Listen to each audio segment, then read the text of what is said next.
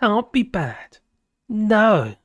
Unless your name is Donald Trump or Alexander Boris the Faithful Johnson.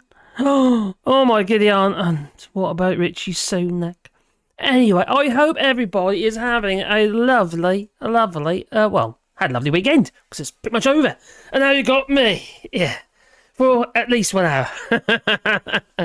Well, oh, dearie me. What can you say? It's all been happening. Boris Johnson resigned. Nadine Dorries resigned, stepped down as MPs, yes he did. And Nigel Adams, who the hell was he? Stepped down as an MP, 3 of them. A hat-trick. In under 24 hours. You really can't make this shit up. Well, no, you can't. No, what was that? Oh my giddy aunt. Blimey. Can it get any madder? Actually, it can. You got Boris Johnson. Potentially, he's be a naughty boy again, isn't he? By making his statement, his sort of resignation letter, his explanation. He exposed the Select Committee's findings, pretty much. Because he got a sneak preview, didn't he? Yeah, he got a sneak preview. Well, he wasn't supposed to say anything. But he did. He had pretty much put the snippets into his resignation letter. Oh, dear me. And now we got, Donald Trump. 38 felonies. I'm starting to think there's actually quite a strong case for him getting about 10 years. Apparently. Well, let's hope. Because that would actually be the cherry on that cake. You know, so you can't have your cake and eat it. Well, in this case, I think we can. Because quite frankly, to see Donald Trump in the clink with his orange hair and an orange jumpsuit, or maybe with arrows on, I don't know. No. Either way, it will be good to see, and it will. Anyway, who we got here tonight? Well, on this Sunday night, I do apologise I was running a bit late. By the time I walked the dogs and got back in, well, that was getting on a bit. So I thought, it's got to be 9:30, not 9. So, who we got here? Hello, me does. And got, Mad Monk 33. And Top Smoke, yes, I'm doing engineering, just not for a living. What sort of engineering are you doing? You skimming cylinder heads or something? Oh, I don't know. I wonder what all the fuss is about. Bojo and Dorries had never worked as MPs anyway. No, they never held a surgery at all. Not a doctor says, when you invite your constituents in to, ask them what your problems are. No. Boris Johnson didn't do that once. Maybe he was frightened too, considering that one of them got stabbed in a surgery. Well, see, that was while I was on Ginger Island, that was. So, I wonder what all the fuss is about. Boris and blowjoke, never worked as MPs anyway. So all that changed is that, they're done. Yeah. And I don't know about you, I can't see, I can't actually see him returning into politics at all. Some people are saying, Nadine Dorries, she stepped down to pave the way for Boris Johnson because they had that love bunny and all that. Yeah, they paved the way for Boris Johnson because she had about 24,000 majority in her constituency in mid-Bedfordshire. Well, I don't think so. Not after the statement that he made, which was a little bit, how to put it, critical. Yeah. It's not like leaving your doors open, if you know what I mean. He's, he was angry and he's bitter, but he's bit and twisted anyway. And we all know it's all about him. It's all about the blonde Boris mutant variant and, what is good for Boris. Sometimes he messes up, though. Shoots himself in the foot as well, yeah. Kind of did that with Brexit. Yeah. Well, he shot us all in the fat face as well, didn't he, as well, at the same time? We all got buggered by Brexit. Who else we got there? Alex Chapman. And Doc Davies, good evening to you. 91 leads. And Sir Larry the Cat. You've been saucy again. Oh, saucy. Top smoke. Oh, dead. Don't be naughty, saucy. I wonder if Caroline will have her black cat suit on tonight. Maybe. No, she's all right tonight, though, just to let you know. She's avoiding bread. Bread is terrible for her, and she crippling pain. Oh, that was a rough night, that really was, poor thing. Hello, Gingers. Off the stream. Uxbridge, evening all. Evening all. And Kool-Aid, 76. Oh, still too warm in the Netherlands. It's been sort of muggy and warm today, but it's been extremely hot in the UK, though, isn't it? But you got rain coming. Rain. Well, we had a bit of rain today, actually, in a tiny amount, not a lot. And Brian Maguire. Oh, still bloody warm here in Bulgaria or Belgium. Where's that? Can't remember now. Doc Davies, desperate for rain here, but virtually nothing, says Doc Davies. Yeah, we've got we're quite fortunate where we are because we do have a water source, so we can actually just take the water, basically. Yeah, because we've got water on our land. Good evening, all, says Beardos, Sophie Shorts. Hello, Sophie Shorts. Hello, Sophie Shorts. I'm all shorts. Okay, there you go. And Hefty Boater. Hello there, my buddy. Tempted to go and dance in the rain. Do it, buddy. Do it, but oh yeah, all naked and that as well. Do it. Oh dear. And Chatty Rat, hello there. Alex Chapman, P. Dulles, Brian Maguire. Coming down. And Joe, hello there. Hope you're well. Good evening all. Good evening all to you too. Brian Maguire, I see you having you fashed me late, Mr. Pet. Yeah, I am. Yeah. Sorry.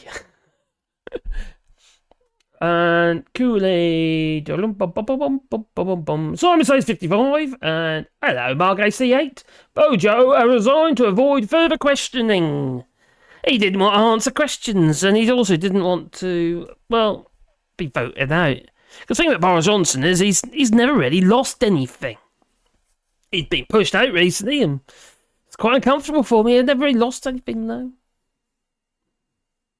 Well, he did 98, or 97. But anyway, either way, he's too narcissistic, you see. But is he paving the way, considering that there's another political party that was registered, I think it was yesterday or the day before. So somebody on my channel told me in the chat. You're in the comments. So I do read the comments, but you probably already know. But yes, somebody said about there was a political party, the something conservatism party. Don't know how old the party is, but it was apparently registered either today or yesterday. Makes you wonder what's going on there. Or has it got something to do with that, was it the Heritage Conservatives think tank thing in the United States?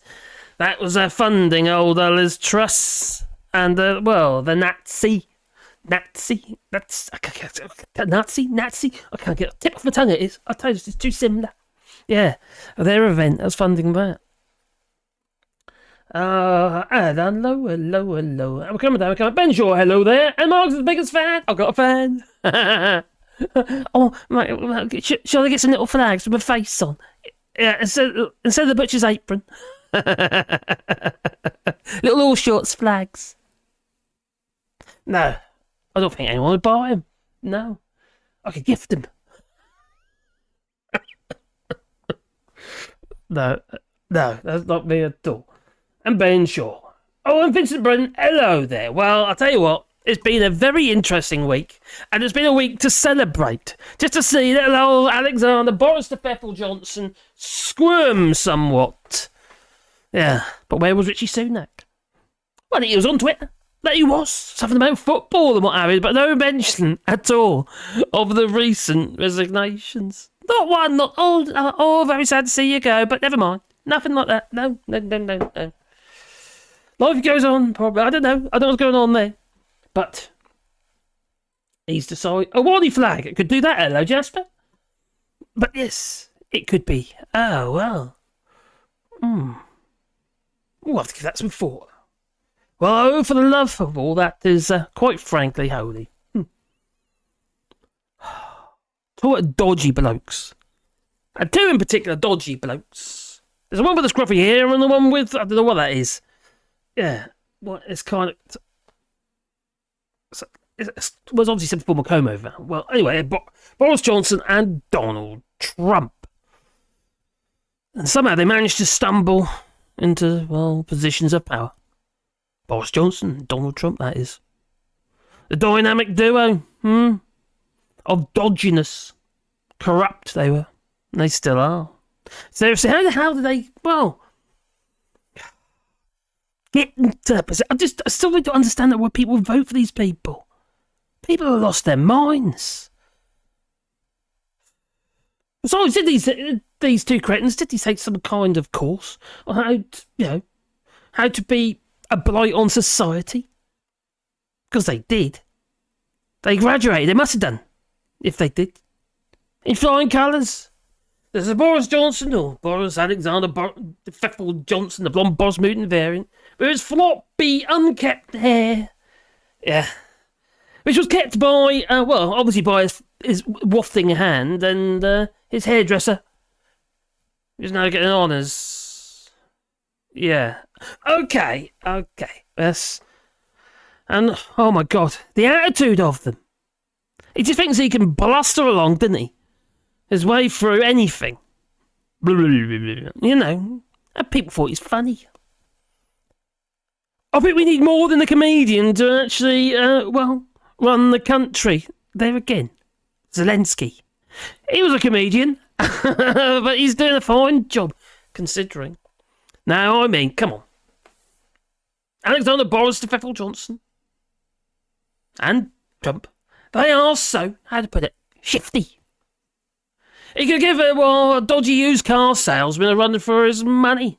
Not going to be started even on a track record with the truth. What truth comes out of Boris Johnson's mouth? None. It's as elusive as a unicorn wearing Harry Potter's invisible cloak. Boris Johnson admitted to this himself in an interview some years back. Yeah, the king of dead cats, that's what he was. He said that... sort of bluff and bluster, basically. And, you know, you keep them too busy. You keep the press, the media, too busy on other stuff. He said it was like a helicopter flying over and dropping the little shiny things, so, you know, to distract. Yeah, or something. To just distract. And then you just fly on past. It's kind of what he's done all the time. The man who turned, well, and you got Donald Trump, haven't you? Yeah. He turned tweeting into a weapon of mass destruction, pretty much. And to see a spitting image, how they portrayed Donald Trump with the weird thing coming out of his ass and doing the Twitter for him while he's laying in the bed with Melania Trump, poor woman. Yeah, okay. It's all about the money, I know. I have to admit. I bet he's got one. Like a tail thing. Controllable. Yeah, with a finger on it or something. Anyway.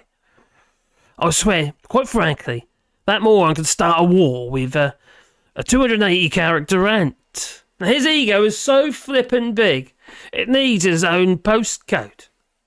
And obviously a gold toilet, just like Alexander Boris Pfeffel Johnson and his gold wallpaper, and the gold owl lantern, and the golden tea trolley thing, and the golden this, and the golden that. I wonder if it's still there. I think he took the tea trolley, Bond. Well, a total disregard of the facts. Well, let's just say he's got an intimate relationship with alternative reality. Now, these two clowns, they claim, didn't they, to sort of defend their countries and what have you. Make Britain great. Make America great. Oh! But it seems that their only real talent is causing chaos, really, and confusion. It's like they're playing a real-life game of who can screw up, or screw things up the most. Pretty much. Because they bucketed stuff up, both of them did. Biden's having to clean up the mess while he's tripping over and falling down the stairs, and and occasional kind of like freezes of concentration. I don't know what went on there. I was like, yeah. Reminds me of my grandfather when he had little epileptic fit. He used to always play chess with him, and opportune moment to move the pieces, but he was too sharp and he knew exactly where the pieces all were. So what, you moved the piece? Yeah. Anyway, yeah, it was epilepsy, that was, but boy, didn't. I'm not saying he's not capable. I'm not saying he's good. He's not necessarily good at what he's doing, and I think he's doing a brilliant job, especially with tech and that. He's drawn so much interest in the United States for investment because, well, they're getting teasers. You see, big teasers. Whereas in the United Kingdom, they're little tiny teasers. It's not working because we're no longer that stepping stone into the rest of the European Union. That's pretty much why people want to do business with us. Well, both of these cretins are both damaged their own countries. Obviously, Boris Johnson has caused a huge amount of damage. Political damage. Will politics ever really recover? It will, but it'll take time. That's what I think. It's going to take a long time. Is that why Keir Starmer's a little bit had to put on the fence all the time? A little bit, how to put it, a little bit grey. He's like the John Major. What if he's going to have an affair with Edwina Curry? Maybe. Oh, what a horrible thought that is. Oh my giddy aunt. Oh, why did that spring into my head for? I need a sip of wine. Blimey. Be throwing rotten eggs up next. Well, hello, Tommy Gunn. I hope you're well, my friend. And bye, Peg. Oh, yeah, Gingers are off. I thank you, and sorry if I miss anyone. JC Vasgood. Oh, hello there. Ooh. Well, and Karen Douglas, good evening all. Oh, yeah, 91 Leeds. Operation Branch Form. Yeah, I want to do a little bit about Nicola Sturgeon tonight. She's been released just about a couple of hours ago, or 3 hours ago. She was released. I've spent 7-8 hours in the station, but she's been released without charge, just like her husband, so it makes you wonder what's really going on there. But there you go. I can't obviously comment too much on it because I don't know the details, and nobody really does yet. But I have my doubts, so it seems a little bit strange to me. Brian Maguire, Allshorts, he said it on Have I Got News For You? Hislop was not surprised. Oh, he wasn't, okay. Yeah, Ian Hislop. Yeah, I can't use his clips because I get banned, not banned, demonetised. Been there, done that. And also the clip I did the other night, the Politics Joe video, that got demonetised the live stream because of it, which is a bit of a pain, but there you go. Had about 3 or 4 different music tracks. I should have checked it first, really, but I didn't actually play it, and I was a bit of a fool. My fault. So there we go. I'm hoping that sausage fingers. Oh, you're talking about our king. All that, yeah. Curtsy. Oh no, bow. Yeah, that's it. Well, sausage fingers had an accident with a sword when 90 greasing smug. What an absolute. Oh, how do you put it? It's, well, literally, they're taking the mick out of us, aren't they? They really are. They are really taking the mick out of the British public. They must be. It's disgraceful, if you ask me. Yeah, it's a sickening insult that Jacob Rees-Mogg and his Tory cronies receive knighthoods. In fact, I've got an article here. Let me just bring that up so you can see. Now, they're taking the mick out of us, aren't they? They really are, aren't they? They should have been. Rishi Sunak could have stopped this, and he chose not to. It's just ridiculous. Anything to protect his own arse. That's what it is. That's why we got Brexit in the first place. It's just the Cameron said, "Oh dear." That was after he was getting a, playing with that pig. But anyway, save his political career. In fact, it just destroyed it. Yeah. Well, never mind. Well, it is rather sickening. Let's just bring it in so you can see it. There you go. Oh, that's what I want. Touching the wrong one now. There you go. Ba-bum-bum-bum-bum. Oh, look at these two cretins. I know I touched on this the other night, but crikey. Yeah, Jacob Rees-Mogg, Monk Fabricant, Priti Patel were among those given a knighthood or damehood in Boris Johnson's honours list. Oh my giddy aunt. Although I think Monk Fabricant's hair ought to get have its own knighthood. At risk of falling off anyways, he might have to do it on the floor, possibly. So Boris Johnson has been accused of cronyism after handing out peerages, knighthoods and other gongs to his closest allies, including Jacob Rees-Mogg and Priti Patel and aides linked to the Partygate scandal. And don't forget, this cretin over here, oh God, and bed, don't forget Borlock, Jacob Rees-Mogg, him. Because he likes money. Well, that's his his younger self, when he was about 12, I think it was. When he was being interviewed by a French journalist, because I like money. You can buy stuff with money. Like this Rolls Royce. Lovely, he said. Yeah. Well, like someone mentioned in the chat, the hope is that Mr. Sausage Fingers, King Charles III, slips with that big sword and chops off his head. Let's hope. Well, so Boris Johnson's been accused of cronyism after handing out these peerages and knighthoods. Well, spar! So Rees-Mogg and Michael Fabricant, those put forward for knighthood included the staunch loyalist Rees-Mogg, former Housing Secretary Simon Clarke, and MPs Conor Burns and Michael Fabricant. Former Home Secretary Priti Patel was nominated for a damehood, along with former ministers Andrea Jenkins. You know her who gave the bird. And Amanda Milling. Well, these all are advocates for Alexander Boris V of Johnson. So Mr. Johnson also heaped rewards on those who've worked at Downing Street. Time of lockdown busting parties. Don't forget the hairdresser. Don't forget the dog walker. And oh my giddy aunt. It is an insult to the British public. It's nuts. That's what it is. Oh, Hazel. Nuts. Absolutely bonkers.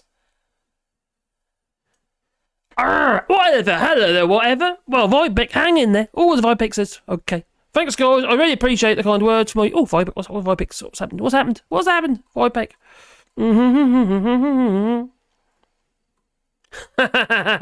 Lefty Boot says, Allshorts, Sunak was too busy in lost property. Oh, well... Vibeck says, Joe Mayos, hello mate. I hope things are better in your end because I'm not having a good time at all. Oh, so, buddy. Oh. Debs has been in the hospital since Tuesday with a serious injury. Oh, blimey. Hope she's well. Oh, will get better soon. Scary. Take care, my friend. Oh, crikey. Good says, Dumb and Dumber. That they are. But, crikey, flipping Michael Fabricant. Oh my giddy aunt. That man. Hello, Gingers. But if it was an actual arrest, wouldn't have been an actual... Well, it's kind of like a pre-arranged arrest. She knew it was coming because it was like negotiated, sort of, so to speak. Anyway, she went in and basically gave evidence, really. But technically speaking, I suppose a bit like Donald Trump, isn't it, you know? They didn't drag him out of Mar-a-Lago, did he? He's going to be making a trip down, I think on Tuesday, to be charged again. Was it Tuesday or was it already happened? Can't remember now. But yeah, that's like 38 counts, felony counts. The United States is really slipping down that slippery slope. You got Ron Diagos, whatever his name is, DeSantis. I don't know. Oh God, what's going on with him? But people vote for these people. And still, even with all this going on, Donald Trump is still the favourite to be the next candidate of the Republican Party and GOP. Blimey. Oh, let's scroll back down again. Oh, don't forget to boop the old like button, because it helps the channel, you know. And I need all the help I can get so I can carry on. That's what I need. Hello, Deborah Hart. Only hood I would give them is a hanging hood. Never forget what they have done and they are still doing. Both of them. Can I be the hangman? Or can we just do a guillotine? I really want to build a guillotine. But I need a purpose for it. I'm not going to make one that's going to get used. It's pointless, isn't it? Just decoration then.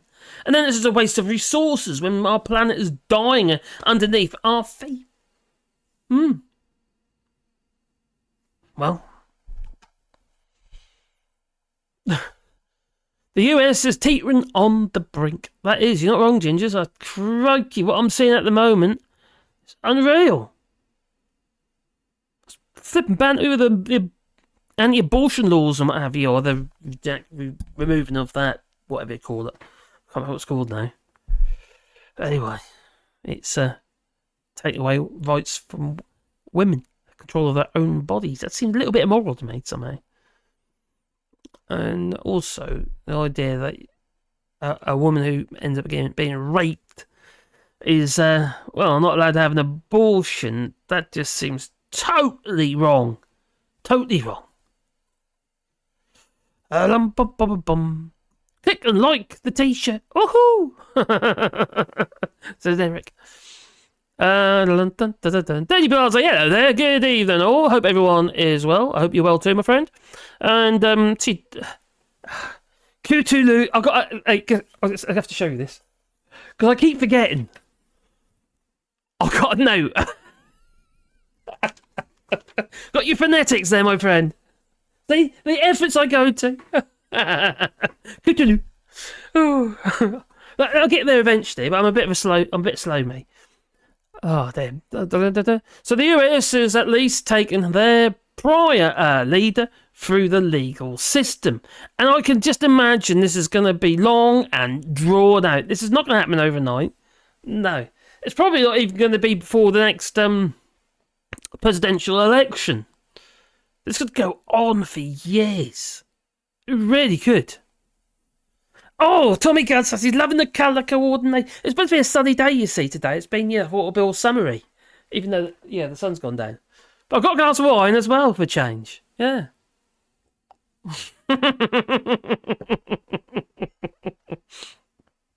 Yes, Cthulhu. No matter how bad it is in the UK, at least it's not as bad as the USA. I don't know if it's... okay, maybe it's not. No, maybe it's not as bad as that, because it has gone absolutely bonkers. And when you consider you've got more bullets or more guns than people, how many flippin' bullets have you got? Ammunition! Oh my God! No one's ever going to invade the United States. Never. Not stand a hope in hell. No. Not when you're armed, when the people are armed. Just, there's be a free-for-all. Be like Tin Can Alley. We'll be having little cowboy hats on and stuff. You have revolvers and... Oh. DeSantis in Florida just went after all the migrant workers and picked the oranges. Picked the oranges and all the other food in Florida. And they're... Oh, for God's sake. Well, Donald Trump has pretty much just made that statement as well in a tweet. Oh, I'll show you in a mo. In one of his rallies. We need to get him locked up before the presidential election. That's what we need. Or I don't know, or maybe a cruise missile or something. Ninja Vista says 89 guns for 100 people in the USA. And they sell guns on... Oh, so it's not quite... Oh, okay, you've not got quite as many then. 89 guns for 100 people in the USA, and they sell the guns in the Walmart. To be honest, you get ammunition here in the Intermarchés. The supermarket, the food supermarkets here in France sell ammunition. Shotgun shells and stuff like that. But nothing like we got in the United States. No. And Just Saying says that DeSantis there is a new bill on hiring migrants as a 10 grand fine for every worker found. Well, that could wipe some industries out. That'd just scare the hell out of them. But where are you going to get the people from? I don't know what the unemployment levels are in the US. Are these people being employed because they're cheap labour? I imagine that is the case.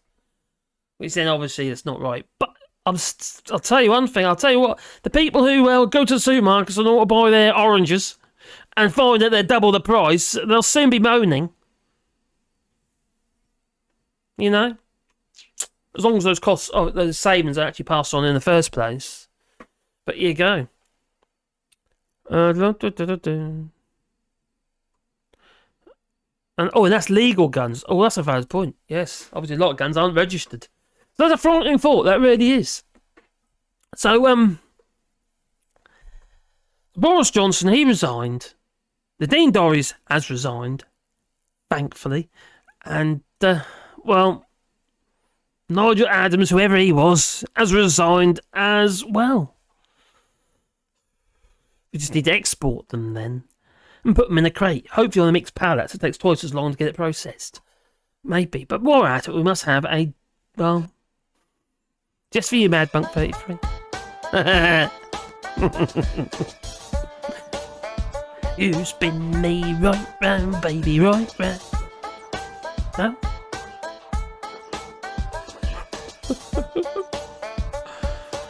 Oh my giddy aunt. Oh, you done now, eh? Okay, thank you very much. Oh, Brian, cheers, my buddy. Keep the... where are we? Come back. Keep the talking... Keep taking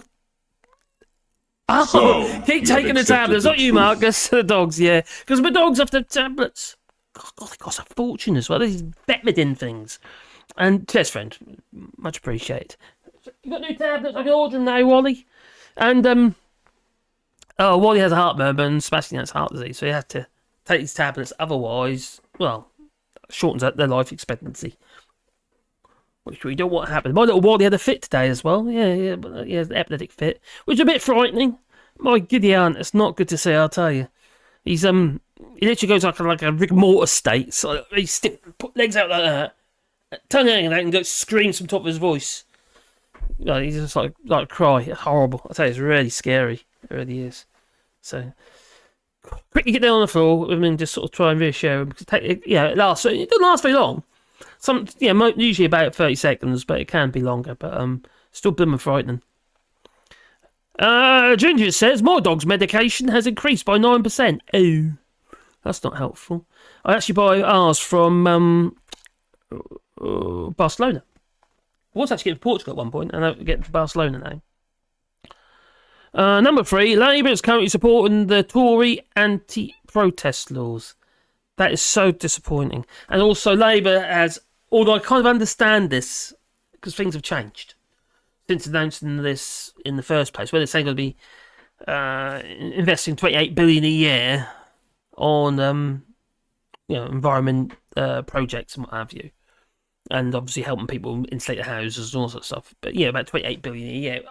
But they've rolled it back a bit now. But I kind of understand why. The actual playing field that they're going to be dealing with is not the same as it was when they made that announcement. For start, interest rates are higher. The bonds have changed. The bond values all changed and what have you, which is making borrowing more expensive for the Chancellor Exchequer. I love that. Sorry. So everything's become more expensive. So the idea they're going to be able to borrow money or even borrow money to invest money. So when they say it's costed, they don't necessarily mean they're not going to borrow. It just means say they say, okay, if we spend this amount of money, we'll make an investment and we'll get a return on that investment. Which makes sense.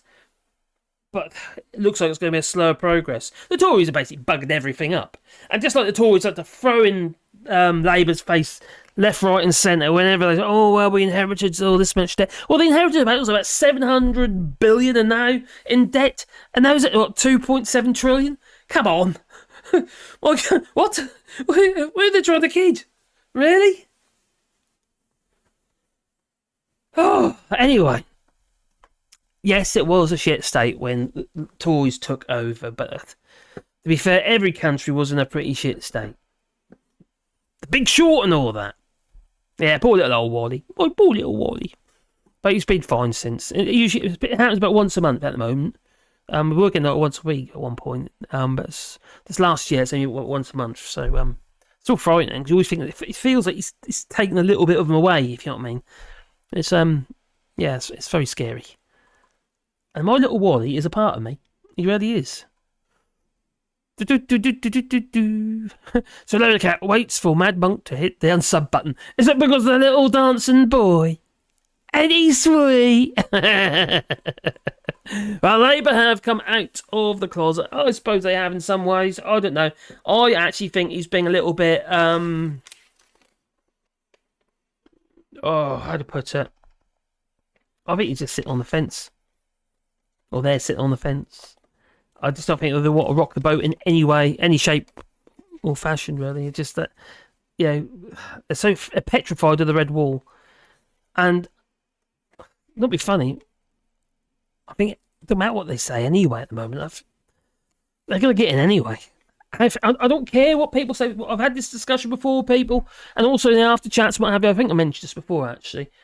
I don't believe for a minute that people will just stay at home.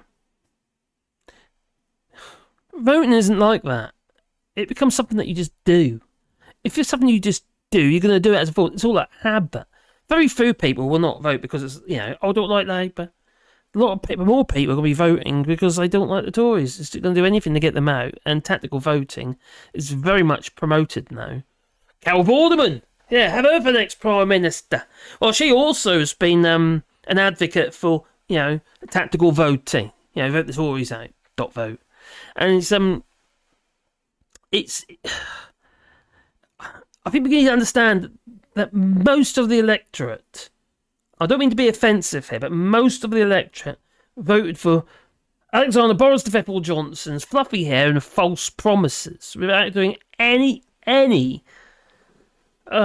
investigation on their own, any research or investigation for themselves. They just looked at the headlines, it looked good, and they voted for it. Most people like that. And I'll admit to you, I really will, because I kind of fell into that bracket a little bit. Not because I was stupid, but because I wasn't interested. Most people aren't interested in politics. I'm always talking to people that ain't got a clue what's going on. Now, I was watching Max Rosepear's channel the other night, and I'm not going to say the name, but one of the subscribers of Max's channel, also in the after chat, was to visit Max Rosepear in Italy. And this is somebody who is politically charged. Okay, in Scotland mainly, but politically charged. But the rules still apply for the Scots who want to enter the EU.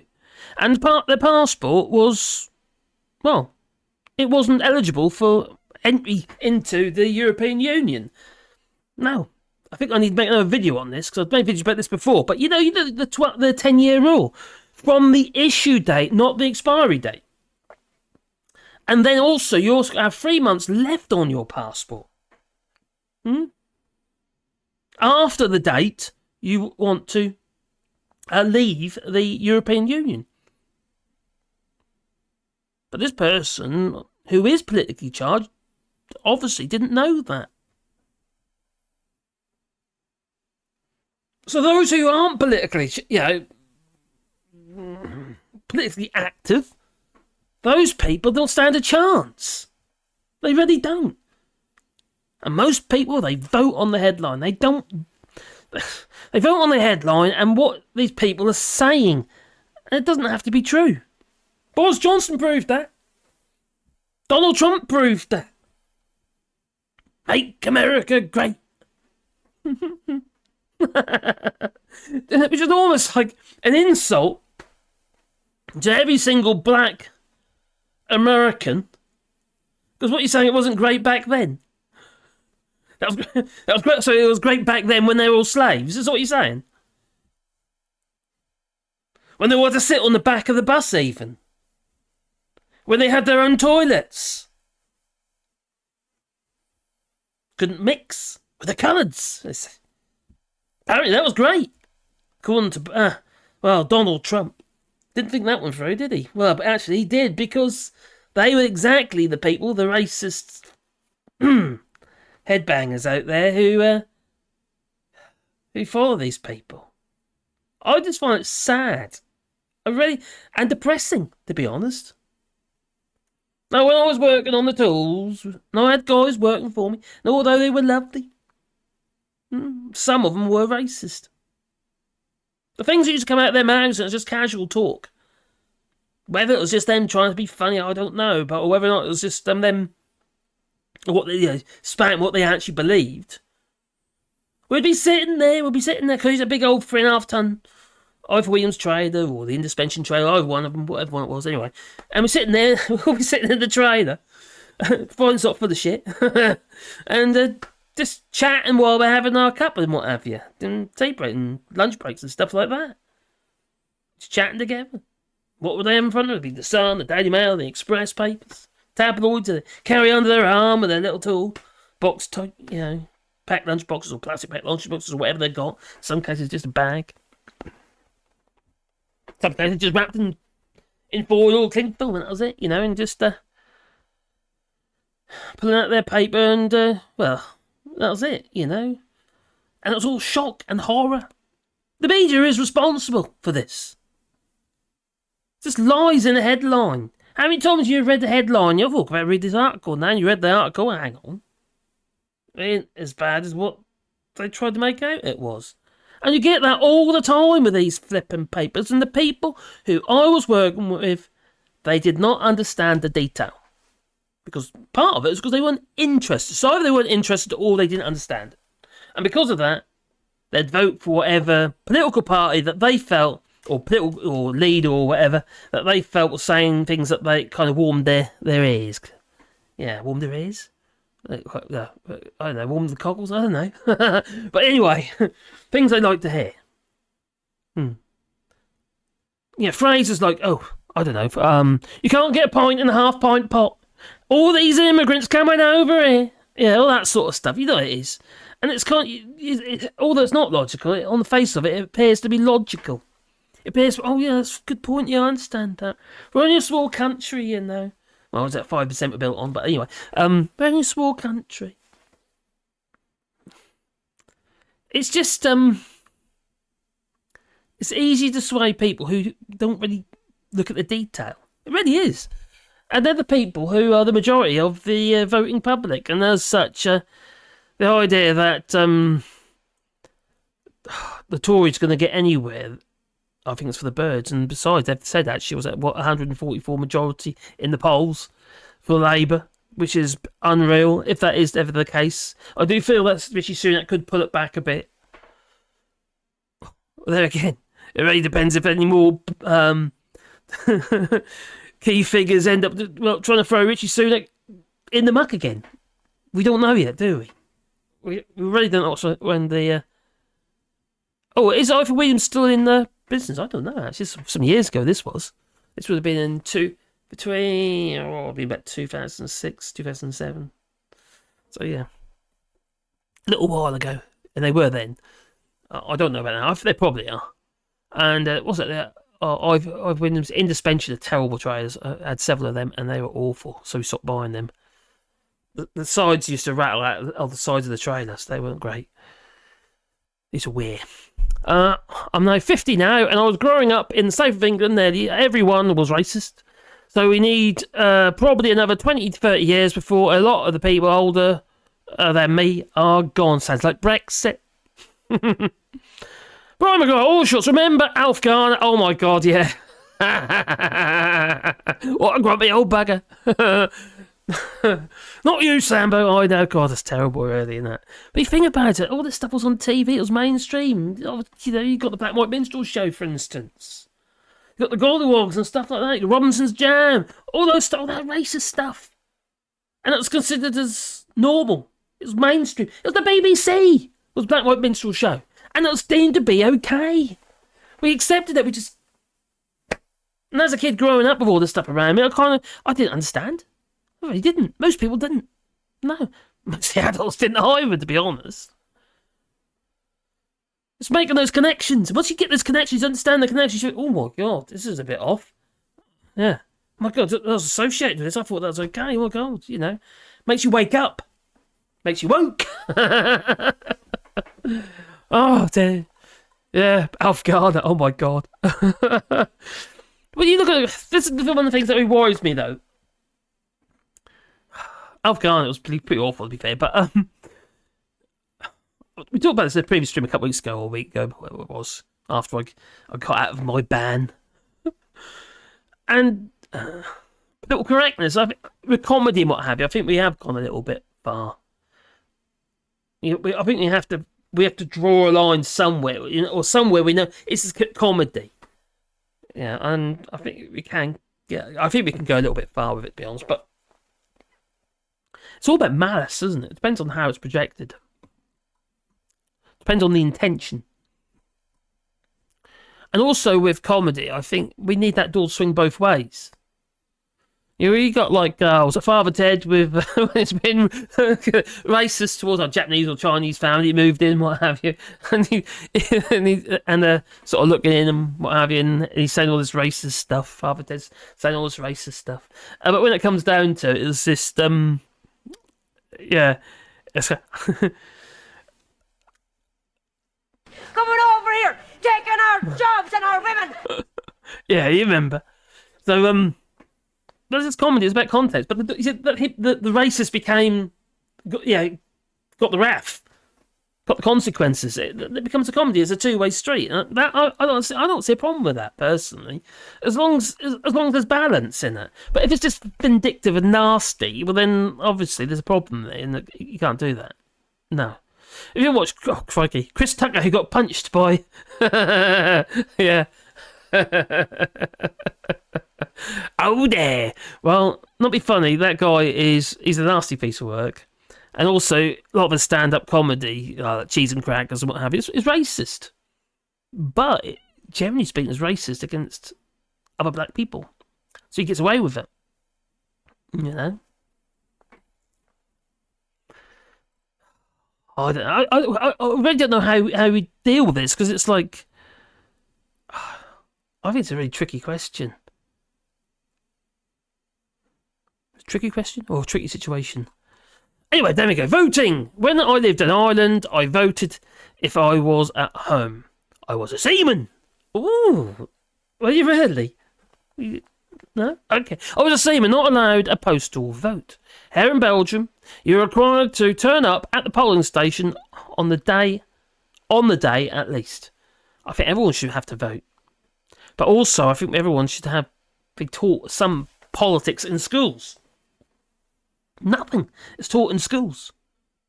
There is here in France. There is an element of political education here in France in the schools. And we need to understand what we're voting for.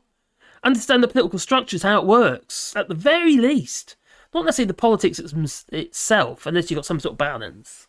Right wing, left wing, or whatever, you know what I mean?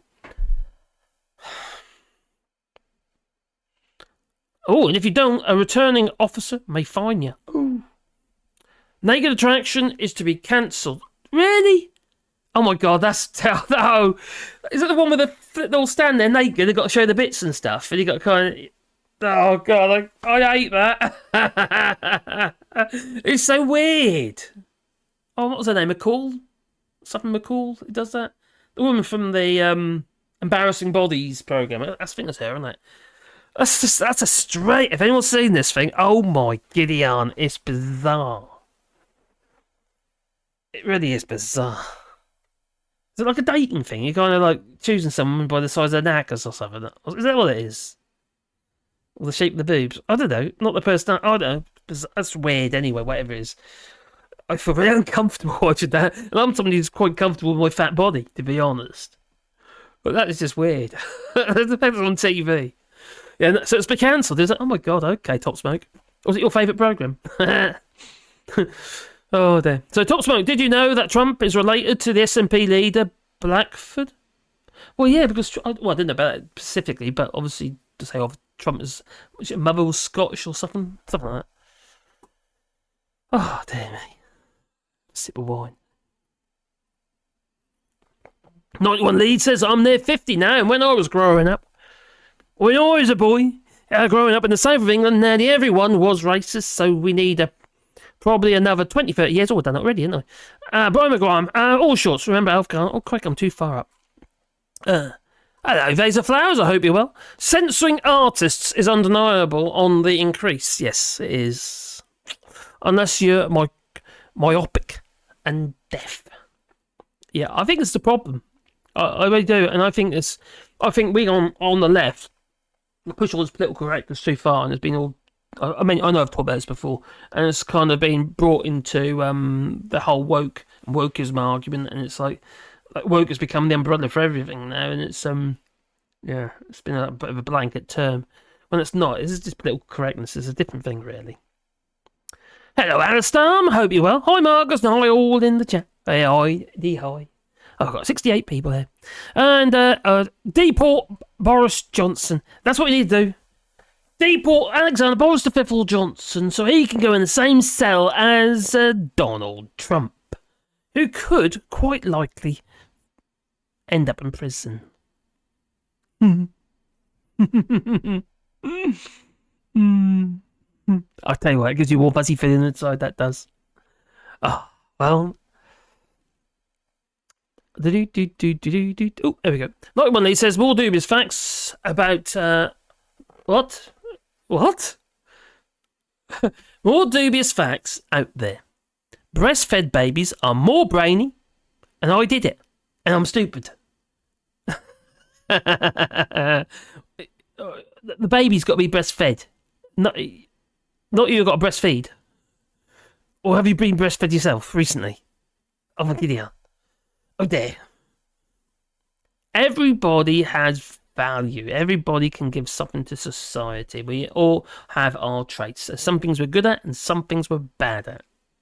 Everybody has a place. Even if it's only compost. Well, Abdul, hello there. A big Labour majority would be disastrous for the country, as the Tories were. Maybe, but I sincerely don't believe. I don't believe this Labour Party is anything like the Tories. To be honest, I think they will sincerely do what they think is right for the country, whether or not we do. But I think they will do what they think is right for the country. The problem with the Tories, they never thought was right for the country. They've done what they thought was right for them. That's why we had Brexit. Plain and simple. You know? That and obviously the fact, obviously offshore money and all that. Again, you could get into that one. That's a long question. Long story. Anyway, a big Labour majority. Yeah, I can see where you're coming from, Abdul, there, but I'm not 100% convinced yet. Problem with Starmer is he's got no charisma. And I think that is a problem. But at the moment, oh my God, people don't want that, I don't think. I think people just want some normality now. They just want things to be done. We've had a long period of time now where it's just scandal after scandal, and it sucked the energy out of, well, the job, basically. But all the politicians involved, but, you know, even the ones that who do actually, even Tories that actually sincerely want to do something with their job, all the energy's been sucked out of them. Most of the time, they've been drawn into TV programmes such as Sofa Ridge and stuff to defend politicians, just like Grant Shapps was this morning. Although he couldn't remember if he voted Remain or Leave. But there you go. So, all hail my orb. Okay, I think we need to have a minute's silence now, kidding. For Mad Monk 33's orb. He's got a lovely orb. Ain't you, Mad Monk? Got to have an orb, you know. I'll tell you what I need. I need that hourglass. It'll be 6 minutes then. It'll be 6 minutes of the hourglass. I need a proper hourglass. An orb is no good. I need something that's like a timer. So I can flip it over and do another hour. They banned the Bible in Utah primary schools. Oh, crikey. Oh, well, there's something that Donald Trump is he's advocating at the moment in his rallies where he wants to ban any kind of, well, to do with LGBT and what have you. So I might get into that in a minute. Hail the old Mad Monk. There's sufficient laws to keep social peace, and the rest is intrusion. A state cannot allow a book burning or ban. Let's hope. People are too confused on their emotions instead of logic. That's a very, very, very, very good point. Because we have not been dealing with logic recently, have we? And that is the mindset that stagnates societies, and we need to progress, not regress. And we need to mind our own business and leave people alone. Well, the LGBT and what have you. Plus, what we call them. I haven't seen that. Alexi Sale on Starmer, no, I haven't seen that yet. That's funny, is it? Okay, might have to look at that later. I haven't got a problem. I don't think Starmer's a bad person. And I'm not be funny, for what we've been putting up recently, he's going to be a blessing. He really is, I think, for the country. But would I like to see more from him in the sense of being a bit more adventurous, a bit more... How to put it? Yeah, adventurous, really. At the moment, he's a little bit... How to put it? He's just a bit lame, isn't he? But I don't think it actually matters, to be honest. You've only got to tell the people that all they need to do is vote for us and we'll make your lives better. And we're also going to vote for. They're not going to vote for Tories because the Tories have been saying that all this stuff for such a long period of time. Most people have, given up on that, haven't they? Not given up, they've given up on the Tories, I mean. I've met some seriously delusional people in my time. And they're damn difficult to argue with. They are, actually. I've had my fair share of them, in the comments on some of my videos. And they get to a point where you get a bit bored of them, so you hide them. Because they're spamming you. That gets too much. A wise move, methinks, says Ginger's. What did Ginger say? I will be holding my nose when I vote next year. Probably. At the moment, if it was me in the United States, I would probably vote Biden. Because at the end of the day, you've got to look who's the vice president. So, if he does peg it... Poor bugger. if he does peg it, obviously somebody's got to take over, haven't they? So, at the moment, it doesn't look too bad, but... Word association. Yeah, with Alexi Sal. He is funny, I must admit. The show starts now. There we go. Oh, Ninja Vestos. Hello, my friend. Thank you very much. Boris Johnson gave a peerage to his hairdresser. 8 people have been removed from his resignation's honours list. You have accepted the truth. Cheers, buddy. Thank you. Yeah, okay. So, yeah. His hairdresser and his dog walker. His flipping dog walker. That dog used to dump on the flipping carpet of number 11. And then hump everybody's legs as they came in. Probably at Partygate or something. So picking on about Partygate, they seem to forget that it wasn't just about Partygate, was it? It was the fact that Boris Johnson, he lied in Parliament and is found to have done so. And now he's gone against parliamentary procedure again. So he can get into trouble again. Biden is not sharp. It is a lot sharper than people give him. He is. It's only physical. I think it's just physical with him. That is. He's a bit. He looks a little bit kind of like.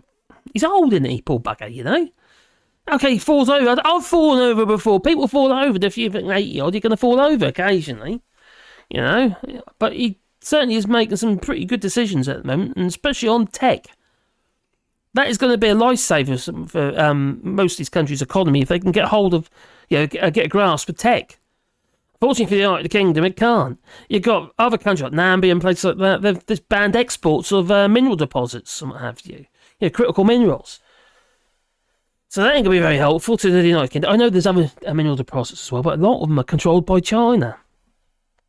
Well, Namibia's saying, we want to keep the stuff for ourselves so we can, make products to sell. So we can profiteer on instead of just giving the raw ingredients away all the while and selling them, which obviously at that stage they're at low value. Let's make them, sell them at high value, solar panels or whatever else, or batteries or whatever else they're going to do. So they'll see a huge, with this ban that they've just done, I can imagine a massive amount of investment in their country. I fell over drunk before today. Oh, says Vasa Flowers.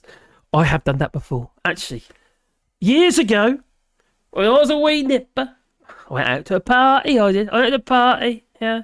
They applied me with alcohol and stuff that I wasn't ready for. I was quite young. Yeah, I was not ready for it. I did drink, but not that much. And I was gone. I passed out, basically. And I woke up. Naked. I was on the bed, but I was naked. I don't think I was violated anyway. But anyway, I don't mind if I was. But anyway, I was naked on the bed. And where were my clothes? On this pole thing. It says student accommodation. And there's this pole thing, like a flagpole. Well, I think it was a flagpole, whatever it was. Anyway, all my clothes were draped over there. I couldn't get them. There was me poking with a broom trying to get my clothes. Naked, I was. Anyway, I got them. Yeah, backers. They were the days. Oh. Boris Johnson. Okay, Jeanette Carpenter. Oh, it's gone. It's been retracted. Angela Rayner seemed to be doing most of the press at the moment. I prefer Starmer because she said something that was very honest. Yes. Something about the Tories. I don't know, can you remember? Oh, we'll leave it in the comments. I fell overdrawn. Okay, rainy again. So the sky is clear right now. Oh, says Q2 I'll have a quick look at my note. I'll get there. There's so many conspiracy theories out there, Deborah. I can't say one way or the other. I've got to be so careful. I'll soon get picked up on this stuff. I'm not going to say things unless I know it's 100% true. And if I don't, it'll be because I made a mistake. But I will admit it if I do. That was Boris. Oh no, that was Boris. Alright, so to get back to where I was. I got a bit off track, haven't I? So, oh my giddy aunt. Where are we now? So I have gotten off track, and now the sound on this isn't very good, but this is a little clip from the constituents of Boris Johnson. Isn't it very clear? I couldn't find it anywhere else, so hopefully it will be okay. Oh, hopefully. Oh, there it is. And some on the streets of Uxbridge, Boris Johnson's resignation is cause for celebration. I'm ecstatic. So I'm going to hope for some change in this area. So I've written to him this morning. Have you? What did you say now? Uxbridge. I said it's a shame you haven't got a hint or even a little tiny bit of humility to apologise or acknowledge what you've done to this. So his resignation letter didn't go down well with you? Oh, I'm delighted. He's gone, so we'll get a new MP. What do you think your chances are that that new MP is going to be Labour? It's got to be. In my view, it's got to be Labour. So we should see. Feeling pretty confident? I am very confident. Have you ever voted Conservative in the past? Yes. Did you vote for Boris in the past? Yes. And how are you feeling now? Heartbroken. Because I was lied to about Brexit, and I voted for Brexit, and then I was lied to. So on the And you pin that on Boris? I put it on Boris. Not I mean, he would say he never lied to you about it. But then what did he advertise on the bus? Where's that money then? What? A by-election is coming to Uxbridge in South Ruislip. The Labour candidate, Danny Beales, is a local, and the mood is confident. Well, look, we're in good heart. We've got a fantastic candidate in Danny Beales, and we're going to be fighting. You must be over the moon that he's not going to be facing Boris Johnson. Well, I will take on any Tory. I'm not scared of any Tory anywhere in this country. We are fighting. We are fighting to win. But Conservative support still runs deep in this part of West London, as does affection for Boris Johnson himself. He was a good local servant. So you got to see him go? I am, yes. I think he was reasonably stable. Again, You really thought he was reasonably stable? Because that would be the one big criticism that most people say against him. I think as a PM, he was one of the worst in our history. I'm a doctor by training, so during the whole COVID scandal, the mishandling, the breaking government guidelines, I think that really put a sour taste in our mouth. So you voted for Boris in the past? Oh, I have. Would you have voted for him again? Oh, I dare so if he come up again. I mean, the man's an idiot, but he's a likeable idiot. Would you vote Conservative now, even if it isn't Boris Johnson that you'd be voting for? Yes, sir. That's because I wouldn't have the other vote. What do you think about this man leaving? There's no helping some people. I know, I'm gutted. Really? Yeah. What do you think's behind it? Do you think it's a witch hunt? Oh, definitely, yeah. I've got to go for a massage. Bye. Enjoy it. For some though, Boris Johnson wasn't the election winner he's lauded to be. This could be a resignation that actually helps Rishi Sunak. You've just lost your local MP. How do you feel about it? Oh, very good. I think it is good that he's gone. So I take it you weren't a Boris supporter beforehand? No, it wasn't, no. Okay, might you vote for someone who is... Most definitely, Carol. Thick as mince. Potentially. Potentially. Or potentially for the Conservatives, Uxbridge is the end of the line. God, people are clueless. Paul McNamara. I know, it's nuts. Absolutely nuts. It makes you wonder, doesn't it? These people, you know. They walk among us, they do. They walk among us. Oh my giddy aunt. So some people, look like you say, like one of these, they're absolutely clueless. And Kieran Cott's thick as mince. Jonathan Pye for PM. That would be interesting. Mm-hmm. Yeah, that and Carol Vorderman. Blocked in the airport because they are on the little list. Yes, what was the last time Johnson showed his face there? He actually popped in a few days ago, actually. He didn't do a surgery or anything like that. He just popped in to Uxbridge. Didn't go too well. No. Salman Rushdie for PM. Thank you. A doctor and still thinks Boris is okay. I know. Yeah. There's no helping some people. There really isn't. And don't people care? Says Buddy Wags. No. Yeah, people don't care, especially when they're doing all right. A lot of people don't notice. A lot of people don't make the association with politics at all.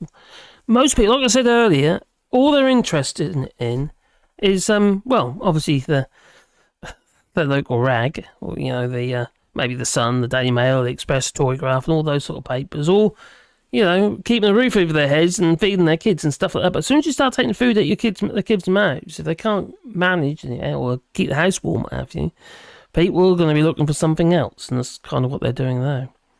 And, you know, whoever promises it, or whether or not it's going to be a tactical vote.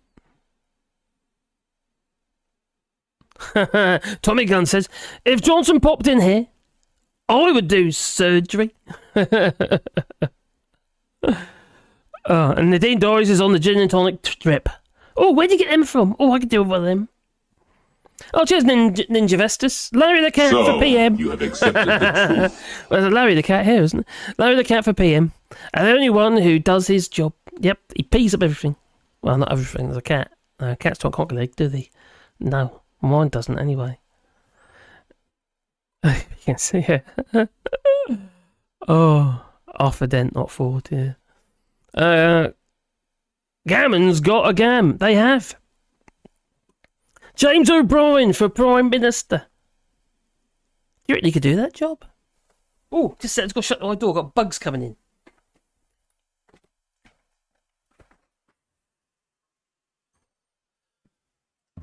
Got Sleepy Wally over there. You see him? He's a rather sleepy Wally. Oh.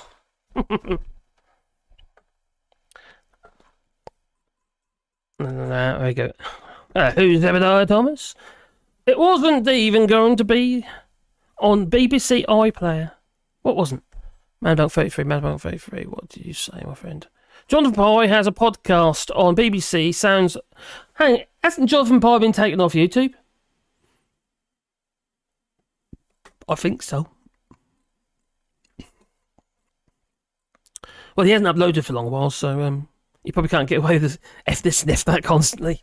I bet you got a load of grief. I'll be a bit surprised. Damn right, I'm tired of these squatters in my house. Me for PM. Okay. Oh, so load the cat. Well, Azakir says, he has the goldfish in his ear to understand the Tories, most probably. Do we really need politicians? We kind of do. You know, you need some sort of legal framework, and that's supposed to be done in Parliament, and then signed off with him with his sausage fingers, yeah. Supposedly. Well, now Carol Vorderman has been talking too. Oh, here she is. 62-year-old Carol Vorderman. countdown woman, you know, she can add stuff up. Yeah, a bit start. Maybe she could be the Chancellor. A better job than, Jeremy Hunt. Hunt. So Carol Vorderman, let's get that a bit bigger, because it's got tiny text. There we go. So Carol Vorderman has labelled the Conservative Party corrupt, as she urges Brits to vote tactically at the next election and consign them to the history books. Now, I believe rightly, I think she was involved with that Vote the Tories Out campaign. So, speaking of politics, Joe, Carol Vorderman pointed to a raft of crony contracts handed out during the COVID-19 pandemic through the so-called VIP lanes. Very important person lanes, yeah. So important, give them a bung. Now, in April 2021, the campaign group Transparency International found that fifth of the UK government contracts awarded to respond to the COVID-19 pandemic last year contained red flag indicators of possible corruption. Oh, not good, eh? No. They identified 73 questionable contracts, not one, not two, 73, worth more than 3.7 billion. What about that 37 billion? Where's that then? I would like to know. Track and trace. Because it built 11 of those dodgy aircraft carriers that keep breaking down. Now, most of these, were worth 2.9 billion worth of personal protective equipment. No, never ever in my life have I seen, this is obviously Carol Vorderman, seen what is patently a corrupt government like this one, Vorderman said, adding that it is astonishing that there haven't been more media headlines about it. Now, I think the media is suppressed on this. Just like Brexit. You know, when Alexander Boris Johnson became Prime Minister back in 2019, when the whole load of numpties put that cross in the wrong box for a second time. Probably other times as well. But anyway, in 2019, voted Boris Johnson as leader. Well, Brexit was suppressed as soon as he got the power. That was never, ever in any of the media. Half the marches and protests and stuff didn't make the media. No. Okay, occasionally in The Guardian and maybe a few others, but on the whole, no. The BBC most definitely not. Now, I've done videos about this before where I've been on various articles where Brexit was not even mentioned, even though it's obviously Brexit. Do searches in a document, Control F, and you still can't find nothing. And not even a mention of it. When it obviously is Brexit. But none whatsoever. All the way through 2019, 2020, 2021. And obviously then you got the pandemic and what have you, and that's all about the pandemic. They managed to suppress much of the news on other stuff. The constant dead cat. And people are just, on the whole, quite easily duped. Follow this, new news story and forget about the last one. And it's just like, people are tired of it all. And it's just like one after the other. It really is. But what are we supposed to do? There's nothing we can do. No. The opposition. It is all. There we go. Let me show you this. It is all up for grabs. It's unlikely to be a Tory government in future, but who knows? They say a week is a long time in politics. We've got a good year yet to go. So, I am here because I want to talk about tactical voting. So I worked with a small group who set up Stop the Tories, Stop Vote, because I started voting in 1979. I'm 62 years of age, and I've seen politicians come and go, obviously, during all of those years. I grew up in the 70s when there were the miners' strikes. I did my homework, on the 3-day working week where we only had electricity for 3 days and had to do it by candlelight. All of those things. I've lived through all of that, so I understand all of that. But never, ever in my lifetime have I seen what is patently a corrupt government like this one. And it's disgusting. I've never known anything like it in my lifetime, which makes me become very active. I've been involved on the sidelines of politics, working for both the major parties at various points to do with education and children, because that's my passion. And now I'm all for tactical voting. I want this government at the next election to only come in with 80 seats maximum. I want them not to be able to even form the opposition. That's what I want, and that is what I will go for. Now, that would be a thing. That really would.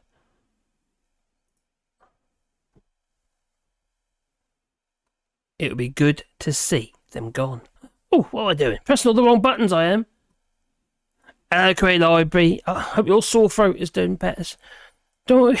Get yourself some honey and lemon. That's what you need. Some honey and lemon. Maybe. Well, let's do a little bit about maybe Donald Trump. Before I, go on about flipping Boris Johnson anymore. I've had enough of them. Let's dig his hole. That's what we need. Anyway, think of that tangerine tyrant. Donald Day Trump. Life is like a box of chocolates. Oh no, that's not Donald Trump, is it? No. Well, anyway, this one, Donald J. Trump. He could be heading to the big house for up to 10 years. That's right, folks. 10 years. Apparently, yeah. 10 years of orange jumpsuits with his orange hair. Tiny prison showers.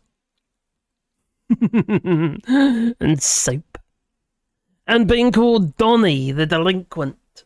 Probably, maybe, a bit of luck, he'll be there. Well, that's what he'll be called by his little fellow housemates, his inmates. Talk about the reality show that I would really like to watch. Anyway, you see old Donny boy. Donny boy is facing not one, not two, but a whopping, wait for it, if you didn't know there's already 38 felony indictments. 38! And he already got a load. Already? He's already been investigated. Well, what the hell will this guy think of Beyonce? Did he honestly think he could waltz around like the flippin' emperor with no clothes? And get away with it? Well, not on our watch. Well, actually, it's not our watch because I'm in the United Kingdom. I'm not even American. I'm not American, no. No. I don't want to get ahead of myself, but just imagine the scenes when they finally slap those cuffs on him. The Twitter tantrums. Oh my giddy aunt, he's got such a flippin' following. The flailing tiny hands. Actually, does this mean he can actually be a president while he's actually in prison? That'd be rather funny. Well, and scary at the same time. Well, so him and his tiny flailing tiny hands. The hair that somehow manages to stay intact. Like it's glued in place. Something not quite right there. It's all a bit like a cartoon character being brought to life. But only this time he's facing the wrath of the law. Well, I think some of you ought to buckle up really, don't we? And watch this. Like a fly on the wall, maybe, and, it'd be quite an interesting one. That it will. It's going to be a bit like, I don't know, like a TV crossover event of, the century. Yeah. Moreover, more like the Apprentice, maybe. We've got a new show in town. Orange is the new Trump. Oh my God, that'd be huge, that would. Well, it's all flipping happening with Donald Trump. And he must be getting rather nervous. I would hope so, anyway. But he is receiving a lot of flack. And people of, in the GOP. Bill Barr. He even slams his former boss. He says, hang on, that's the wrong one. I pressed the wrong button. Let me find the right button. Thank you, number 3. What did number 3 say? I'll have a look in a second. Let's just get this over. Oh, that's the wrong one. There we go. Oh, back in now. Number 3. Thanks, that my friend. But Bo Job and his cronies should get life sentences, yeah, and a rectal probe. Probably. With a bit of luck. Just clean it afterwards. You never knew who comes next. So, Larry the Cat says Donny will be introduced to the greenhouse and shown who his daddy is. Oh, who's your daddy? Give him the chair, says Lefty Boater. Put him in one of them little cages that you all put the kids in. That's what you got to do. Yeah, the little Mexicans. Put him in one of them cages. He should take Alexander the Peffel with him. That's what I say. Along with Rishi Sunak, because he's no better, you know. Vaserflower says, it's pitiful for Western credibility to have a guy like Trump as a candidate. But he shouts a lot, and some people like that. He's horrible. He's just a nasty, nasty cretin. Just like Boris Johnson is a nasty, nasty cretin. Now, that brings me on to something, actually. Now, I don't know if you remember this interview. If I can find it again. I must on there somewhere. I think up here. Not that one. Not that one. Not that one. Although I might show you that one. I find it. There you go. Alright, I'm just going to bring that into there. And there we go. Here he is. Oh, look at your little Boris Johnson. Now, I don't know if you remember Eddie Mayer, who used to be on LBC. Well, he was interviewing Boris Johnson. Lying to your party leader, wanting to be part of someone being physically assaulted. You're a nasty piece of work, aren't you? Take that back, old boy. Take it back. Mayor Johnson! Mayor Johnson! Does the truth matter? I may have got things wrong. Fired from his first job, completely making up a quote. To advise Her Majesty to prorogue Parliament was unlawful. He had effectively misled the Queen. Boris lied to the Queen. Send 350 million to Europe. We don't. Who are these people? Let me ask you about a bare-faced lie. When you were in Michael Howard's team, you denied to him you were having an affair. Turned out you were. And he sacked you for that. Said the people of Congo had watermelon smiles, gay men tank-topped bum boys. Looking like letterboxes. Most hopelessly irresponsible foreign secretary. Contemptible negligence on his part to serve his own personal interests. Bringing you up on tape and suggesting that you help him beat up a journalist. Probably got a couple of black eye, cracked ribs. Okay, Darius, I said I'll do it, don't worry. You're a nasty piece of work, aren't you? It is a problem for you in this election if people don't trust you, though. Yeah, absolutely. So, can you look at me in the eye and tell me that you haven't lied in your political career? Obviously not. But at least, oh,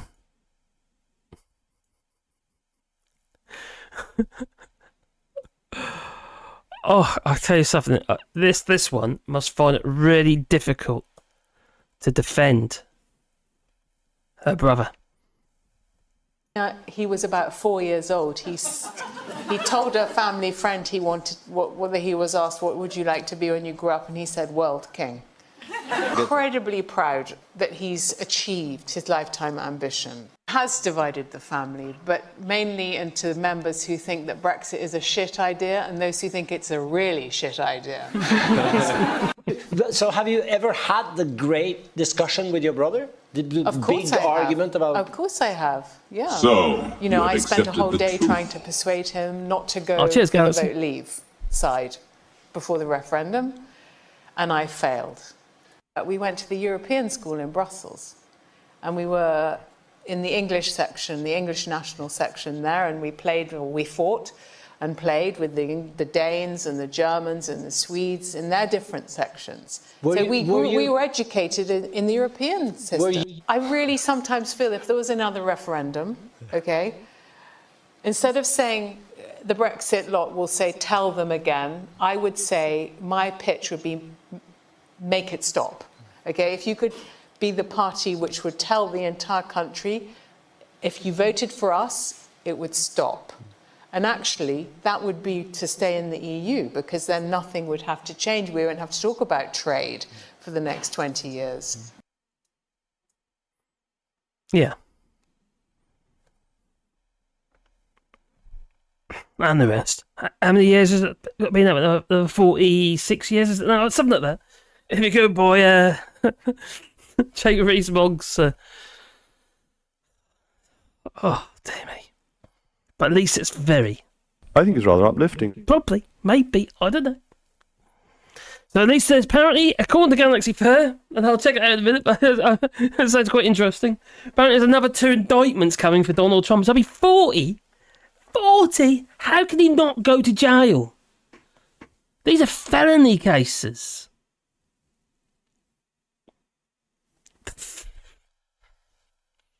And we're going to get into that in a second. I don't know if there's another little clip I want to show you quickly before.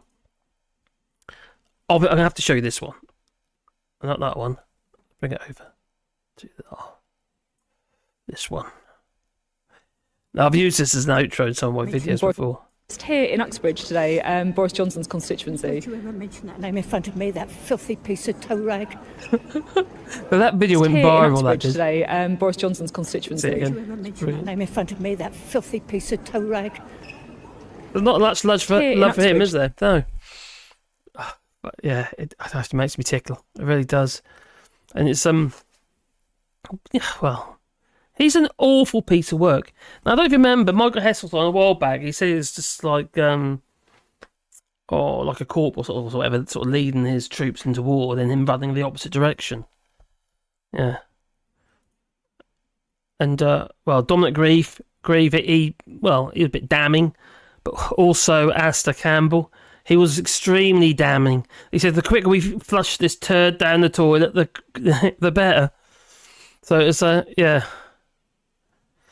Dominic Grieve was saying that Boris Johnson is a bully. He uses invective against anyone who might stand in his way. He hasn't told the truth, and nothing but the truth. It's overwhelmingly obvious that Mr. Johnson is a charlatan and a pathological liar. Well, that was Dominic Grieve, and he's right. There's no getting away from it. And then you got, not Chris Eubank, Chris Parent. He's saying he's basically a coward. Does he have to face the music?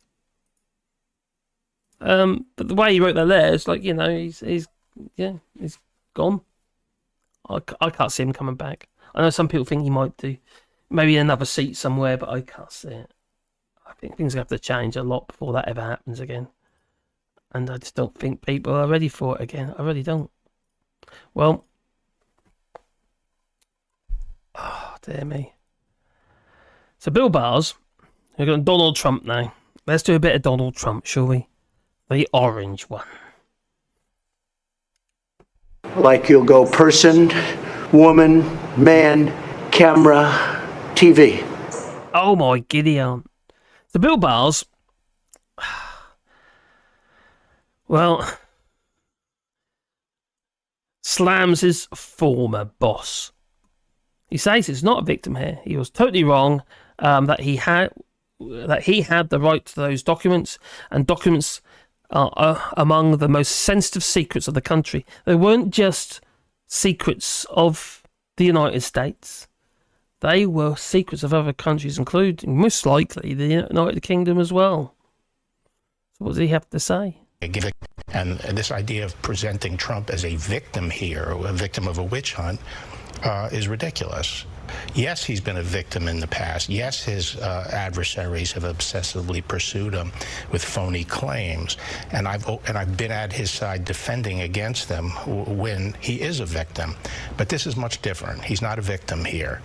He was totally wrong that he had the right to have those documents. Those documents are among the most sensitive secrets that the country has. He they have to be in the custody of the archivist. He had no right to maintain them and retain them. And he kept them in a way at Mar-a-Lago that anyone who really cares about national security, their stomach would churn at it. So, and this idea of presenting Trump as a victim here, or a victim of a witch hunt, is ridiculous. Yes, he's been a victim in the past. Yes, his adversaries have obsessively pursued him with phony claims, and I've been at his side defending against them when he is a victim. But this is much different. He's not a victim here. He was totally wrong that he had the right to have those documents. Those documents are among the most sensitive secrets that the country has. They have to be in the custody of the archivist. He had no right to maintain them and retain them. And he kept them in a way at Mar-a-Lago that anyone who really cares about national security, their stomach would churn at it. And oh, you played that twice already. And where did he keep these documents? Oh my giddy aunt. Boxes and boxes of these documents.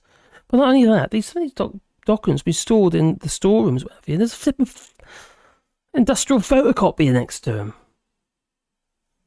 which is a bit disconcerting. You know, there's only one reason you have a photocopier there, is just so you can photocopy the documents, maybe, and sell them even. I don't know. You know, this is a storeroom. It wasn't, it wasn't like it was in an office or anything.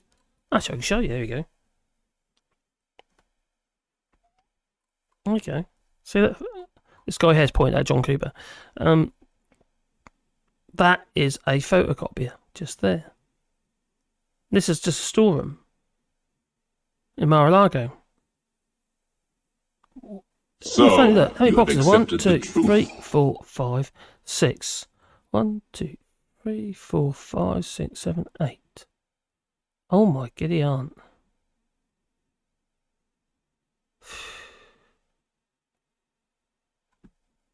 Blimey. And they weren't just there. No. They were in his ballroom, scattered all over the or stacked up on the stage and on the ballrooms. It's just nuts. How can you defend that? I know Lindsey Graham is trying to defend it after Trump got indicted. He had a bit of a hissy fit. But there's no defending this. There really isn't. Now, Trump he said back in 2022 that he needed to protect the Russiagate documents. That's what he tried to say back then. That's nuts. So, yeah, that was in his final days in the White House, and Donald Trump's top advisors, that's what he told one of the top advisors, that he needed to preserve certain Russia-related documents to keep his enemies from destroying them. And these documents, they sort of related to the federal investigation into the Russian election meddling and alleged collusion with the Donald Trump, his campaign. But I think we do need to understand and accept that, like Trump, he did say, didn't he? He did say colluded in those efforts. No collusion. No collusion. There's been absolutely no collusion. So help me God. There's no collusion. No collusion, apparently. So it's trying to make some sort of deep state plot against him, you see. Yeah. Oh, there be. Anyway, he said the documents believing that they would expose this deep state plot against him. Now, according to a person with direct knowledge of the situation back then, and another source briefed on the matter, Trump told several people working in and outside the White House that he was concerned that Joe Biden's incoming administration, all the deep state, oh my God's sake, all the deep state would supposedly will shred, bury or destroy these documents, this evidence. Yeah, and that somehow that Donald Trump, that he was wronged. Donald Trump was wronged. This is just nuts. The man is off his flippin' tree. He really is. So you have accepted the truth. At least one day, maybe. Yeah.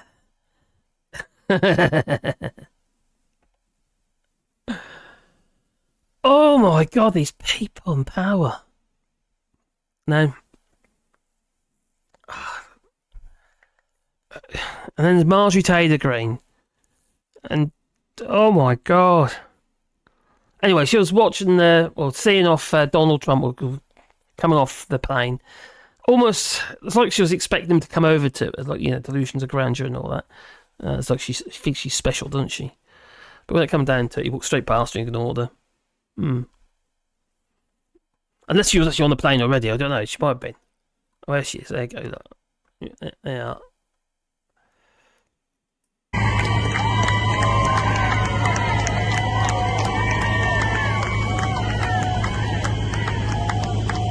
Always reminds me of the toilet paper stuck to a shoe.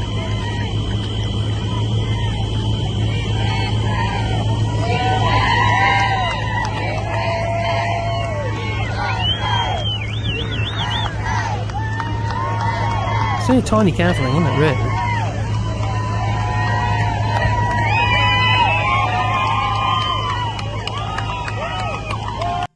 She was ignored. Poor little old Marjorie. Poor little old Marjorie. Oh dear, what a shame. Well.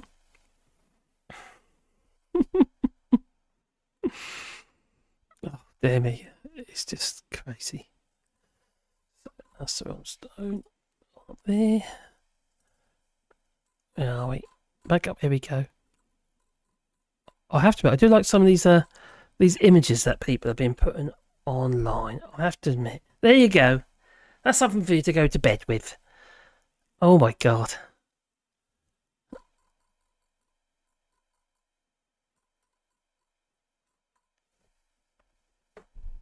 Chat. Mellow, Allshorts. Lindsey Graham was trying again, even shouting at the TV presenter. Oh, okay. I've got to watch that one, have we? Okay, let's have a look at that. I have got it on it, so have I got it there or have I got rid of it? No, oh, there he is. Let me finish, he says. Right. Is it in there or is it not? Is there a clip? Is there a clip? Ah, we got the clip. Do not consent, I'll do. How long was that? Anyway, I haven't seen this yet, so I hope it doesn't demonetize me. There we go.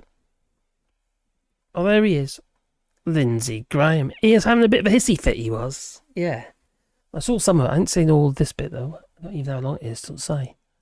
3 minutes, okay. Senator Lindsey Graham of South Carolina, who's endorsed Donald Trump for president in 2024. Senator Graham, thank you for joining us this morning. Donald Trump has said repeatedly that he did nothing wrong. Do you believe that?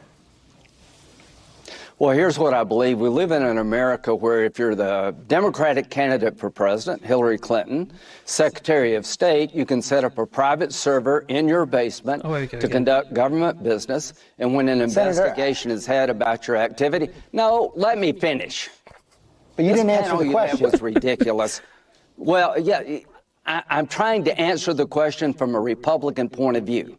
That may not be acceptable on this show. Yes, I don't like what President Trump did in certain aspects. I don't like that Joe Biden had classified information on the garage. I don't like that Mike Pence carelessly took classified information. I don't like any of that. But what I don't like is a system in America where the Secretary of State, who's a Democratic candidate for president, has people take a hammer to social media devices and break them apart, apply bleach bit to a hard drive to erase emails, allow classified information to get on a felon's computer, Anthony Weiner.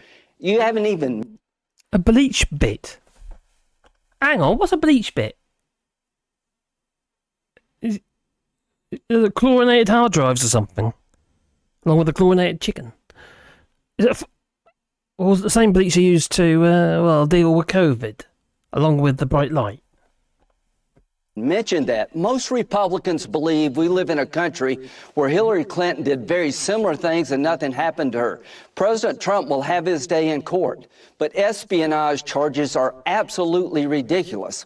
Whether you like Trump or not, he did not commit espionage. He did not disseminate, leak, or provide information to a foreign power or to a news organization to damage this country. He is not a spy. He's overcharged. Did he do things wrong? Yes, he may have. He will be tried about that. But Hillary Clinton wasn't. Your old boss committed perjury in a civil lawsuit, lost his law license, obstructed justice in a dozen ways, and he didn't get prosecuted. I know, and he was impeached. Well, Senator, okay, he was impeached, but he wasn't prosecuted. You've made your point. What you also said something that I believe is not true based on what's in the indictment. You said that he did not disseminate any of this information. In fact, there's an audio tape in the indictment where he's talking about the secret information, saying he knows it's secret, knows it's not declassified. Okay, let's talk about that. I don't know what happened. I haven't heard the audio, but look at who's been charged under Espionage Act. Julian Assange, Edward Snowden, Chelsea Manning. People who turn over classified information to news organizations to hurt the country or provide it to a foreign power. That did not happen here. Donald Trump, you may hate his guts, but he is not a spy. He did not commit espionage. What he did is very similar, in my view, to what Hillary Clinton did. People in the Clinton case took a hammer to a BlackBerry and destroyed it. They wiped clean with bleach bit emails. They said they were all personal, but some of them actually were classified, and it wound up on Anthony Weiner's computer, and not a damn thing happened to her. Senator, first of all, she was fully investigated. They found the investigation found no intentional holding back. Well, fine. Donald Trump was president for 4 years. He had his Justice Department in place for 4 years. But setting that aside, there is an audio tape of Donald Trump saying he knows this is secret information. He knows he's sharing it with other people. How is that okay? I'm not saying it's okay. I'm not saying it's okay to take a hammer to a BlackBerry. I think none of this is okay. When Chris Coons, my good, it's just nuts. These people are off their flipping mind, at their mind, aren't they? They really are. They've got serious issues, and these people are running the country. Or are they just trying to cover their own asses? And we see up here. Do I miss a super chat? Oh, look at that! Oh, hello, Alistair care. Was it the PP tapes, Marcus? Probably. Oh, was it Epstein with the golden showers? Oh, with Putin. And the golden. Oh, they were the days. I remember them well. You can imagine them all in the cell together, reminiscing. And little Richie Sunak sitting there in the corner, wishing, I wish I was in a golden shower. It's not fair. It looks like you all got all the fun. Probably. That would. Oh dear. Mella says Lindsey Graham was crying again, even shouting at the presenter. Yeah. Yeah, crikey, nuts. And Top Smoke, I like Jem McCaskey. She's lovely. She is. She's a speaker. She's a speaker. Not Speaker of the House, but in the what do they call it? Oh, cricket. The other geezer. He was there for 2 weeks, wasn't he? And there's that other geezer as well. But I do like Jem McCaskey. She seems pretty genuine, doesn't she? I'd give her a couple of litres of support. Oh, you bragging? So, Trump, not my fault. It's all the witch hunt. Johnson, not my fault. All the witch hunt. Oh, there's some similarities there. Word for word. Yeah, it's pretty much. They also found nearly 800 boxes just in his garages. That is nuts. Is that all of it? 800 boxes there, all the stuff in the house. And they got on a little bit that was in Biden's garage, for which Biden actually told him, come and have a look. Come and get it. It's not the same. Early in the Ukraine war, a NATO attaché here said about the UK, the military personnel was competent and trustworthy, but that the UK government had to be in a need-to-know basis due to leakage. Well, there's been a lot of leakages really recently, hasn't there? There's been a lot of what do you call it now? Those viruses and what have you, basically hold you to ransom. Like ransom viruses, I suppose. Well, in this case, there's an organisation in, I think it's in Russia actually. It's basically they've managed to get in and get loads of like payroll and stuff like that, information from various places, and now they're trying to hold you ransom. Well, we will make it public, they said. Well, if they make it public, they kind of like shot themselves in the foot and got their value then, isn't it? So they'll hold on as long as they can, I'm sure. So, dear me. Vibek. Joe Mayos, very true indeed. What did Joe say? Oh, yeah, done already. So, Margarine, taco, gristle, clapping like a seal. Yeah, oh, God, Marjorie Green. Oh, crikey, she's a nutter. Isn't she the one who wants to allow guns in the Senate or something like that? She's complete that loon. Barking like mad dogs following the lead of the pack. Pretty much. Number 3, pretty much. Where's the brain bleach? Oh my Gideon, they've already had it, I think. They've been dosed well and truly. Bleached. Chlorinated brain, that's what they got. Yeah, they're all paid, Alistair McCallum, most definitely. The magazine had some good songs, but a full album could get a bit harder. Oh, vase of flowers. Vase of flowers. Vase of flowers. Vase of flowers. Are you the same vase that's on Twitter? The vase with your dog? Are you? If you are, you're a musician. Do. Where's the brain bleach? Says Jeanette Carpenter. I said Cupid then. Jeanette Carpenter. Yes, I know. Oh, crikey. It's just madness. It's just complete and utter madness. And why do people fall for it all? I just don't get it. I know that common sense is no longer common. But, it just seems nuts. Telegraph to release lockdown files at midnight. Ooh. Telegraph. Well, we'll see. Yeah, they probably will, but will they be... oh, no, it's not you, is it? Oh, okay. It's a different vase of flowers. Tommy Girl, I love loads of bands from that era. I love music too, hence that's why I like my vinyl still. I'm terrible with names though. Absolutely chronic with names. Cutulu. Graham should also be arrested. Are you talking about Graham Hughes? Or Lindsay Graham? Oh, man, there's a box of frogs up there.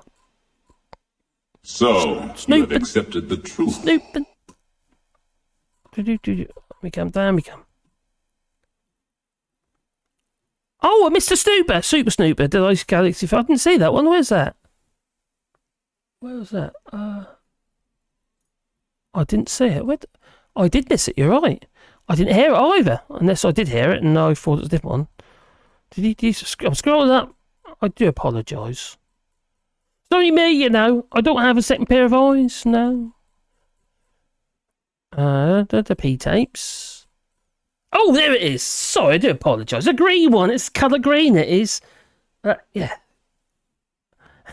Trump is looking at 2 state and 2 federal cases. And we should hear from the state of Georgia's investigation. Oh, state charges as well, are we? Oh, we got the New York ones, haven't we? Oh. How many federal cases? They were federals. Were they federal? No, they were federal, were they? You've got New York, haven't you? They've got some state cases in New York, haven't you? So there's 2 state cases and 2 federal cases, and we should hear from the state of Georgia's investigation by August. Yeah, with the riots, of course, Capitol Hill. Yeah, and the man with the horns. So I can't remember his name, but anyway, the man with the horns. Bill Barr. Oh, crikey, I know. Just nuts. Oh, how many of you over there in the chat, in that little thing going up and down here in front of me, live in the United States? I know Gingers does. How many is living in the United States? Just say yes. if you live in the United States. And I don't mean Canada. No. Cootaloo. Down we go. Oh dear. Not on Twitter, says Vaser Flags. It's probably a very sensible move. I'm on Twitter, but it's quite useful. But crikey, that you get some nutters on there, I'll tell you. And also with Elon Musk, it's kind of like free for all.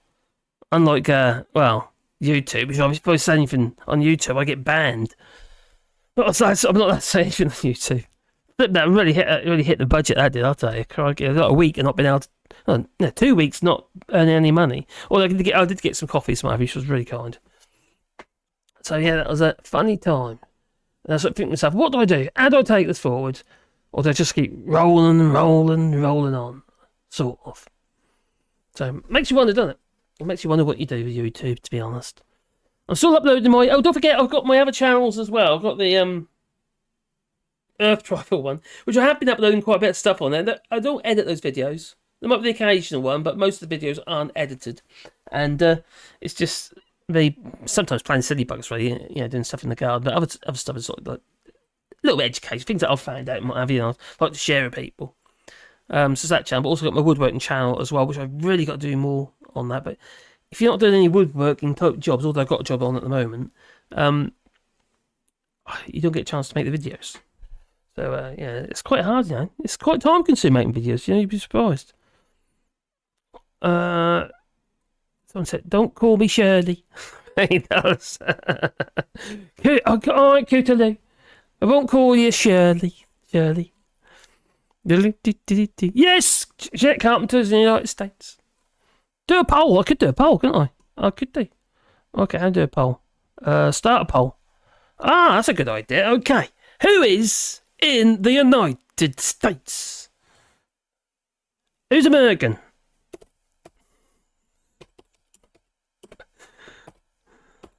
So, you have accepted the truth. Obviously, that's American. But who's American? Yes or no? That'll do. There we go. Yes or no? That'll do. What do I do now? Just do that, or just do that? Oh, ask the community. I think that's right. Okay, we've got a poll. How many people here are in the United States, or are we just all Europeans? Maybe. Oh, did I just see something? Oh, cheers, Mad Monk 33. You're most kind. All my channels up there. And that's okay. I'll keep it up, he says. Cheers, buddy. Thank you very much. You're most kind. You are. I do love you all. You know that, don't you? You know. There you go. Oh, thank you. Razor Power says, Tommy Gunn, Dostoevsky's... What? I can't say that. Dostoevsky's, guys? I don't know. Notes from Underground was an inspiration for the lyrics of the song from Under the Floorboards. Oh, you know what I'm talking about. I'll tell what names. The Human League. Clip, clop, jump off the tarmac. Now, this is kind of one of the reasons why my clip the other night from Politics Joe, there was about 4 songs in that, and all of them got picked up on YouTube for copyright. And it was under an organisation on I think it was DMG, actually. And they claimed it, so they monetised it. They did. Peskies, they are peskies. All hail the Spanners! Yes, we've got Mad Monk 33. We've got B Dallas here as well. Reagan's not here. He's the other Spanner. Yeah. Hello, Sean Crown. Bonsoir, Marcus. So nice living in France. It is lovely here. I'll be absolutely honest with you. It's a blessing. It really is. And it's not because, we've got loads of money or anything, because we haven't. Most definitely have not. And we didn't come over with a lot of money either. Literally had 10 grand spare after we bought this place. We got really hit in that recession. Big time.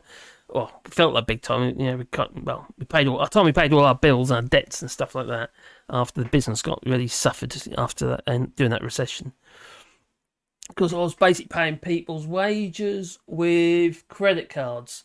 And I've still got the credit cards. And where are they? Oh, I can show you. Well, actually, I'll show you. If you look up there, right above my thing, see that thing there?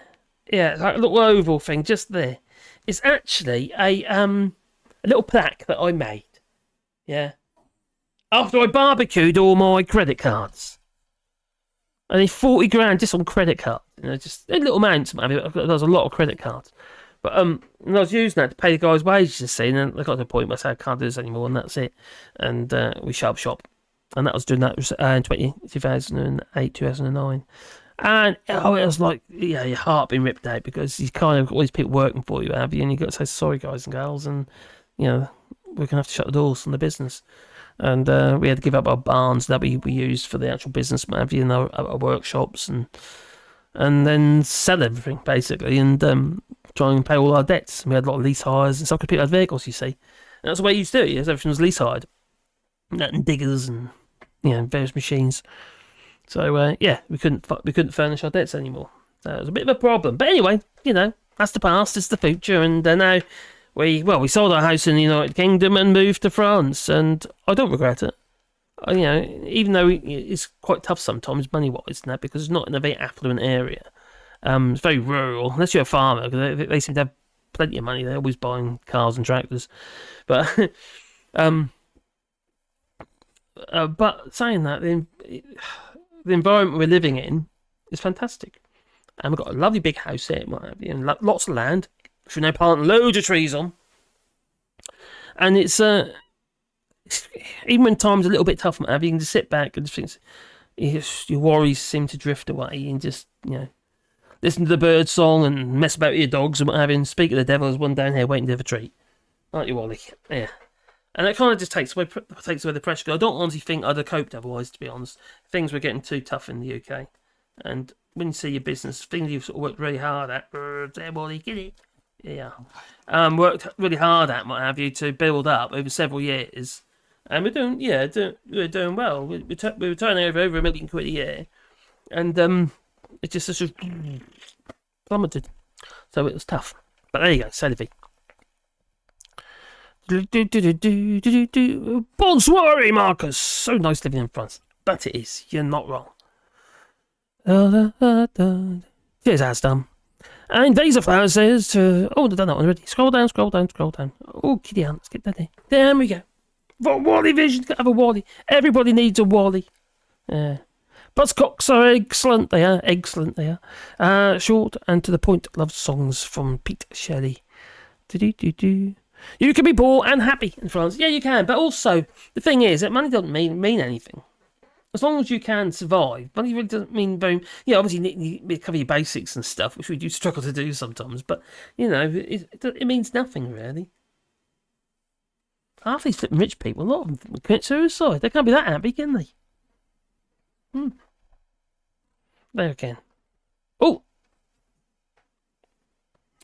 Deborah Hart says, how about applying for residencia, as in citizenship? That is on the cards, and I'm doing a lot to try and improve my French, because I really struggle with languages, and I always have done. My mind just doesn't work that way. And although my dear wife, she's been doing really well with it recently, actually. She's been, you know, but she struggles with it because she's deaf. That doesn't help when you've got that language, believe you me. But, you know, she's doing really well. I can read more than I can speak. I struggle with pronunciation. But there again, I struggle with English, if I'm absolutely honest. Have you noticed? Maybe. So, but yeah, that would definitely be on the cards. We've got our carte vitale, not carte vitale, we've obviously got a carte vitale as a health card, but we've got a carte title, which is basically like a carte du jour, and it's effectively our residence card, and that gives you 10 years, and you just reapply and what have you. And as long as you don't rob a bank and stuff like that, you're absolutely fine. She's got the COBRA rule here, and effectively we live under similar rules to what we had before Brexit. Apart from we can't obviously, you know, pack up and move to Spain, for instance. We'd have to get the golden visa. Well, it's not golden showers visa. No. Oh, there. What? My favourite love song is Cannibal Corpse. Lovely. You can grow hemp. Could do. It's a very useful material. There's actually a place that literally just over there they grow hemp, and they use it in concrete, what have you, for reinforcement, and in plaster and what have you. There's hemp. You know, like hemp concrete. In the chat, if you go to live chat, top chat, there's a new tab for mod and creators. Fan tab. Oh, okay. It shows all super chats and other stuff. Cheers, buddy. Yeah.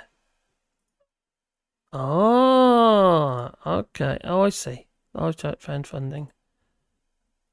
Ah, get you. Well, I never. I didn't know that. It's a little tab that just shows all the... fan funding in one place. Because that made life a lot easier, wouldn't it? Now I know. So, live chat, we go. Oh. So 18% of you Americans. So far. Chris Murphy, hello there. True, we can't eat sovereignty. Sovereignty. Yeah.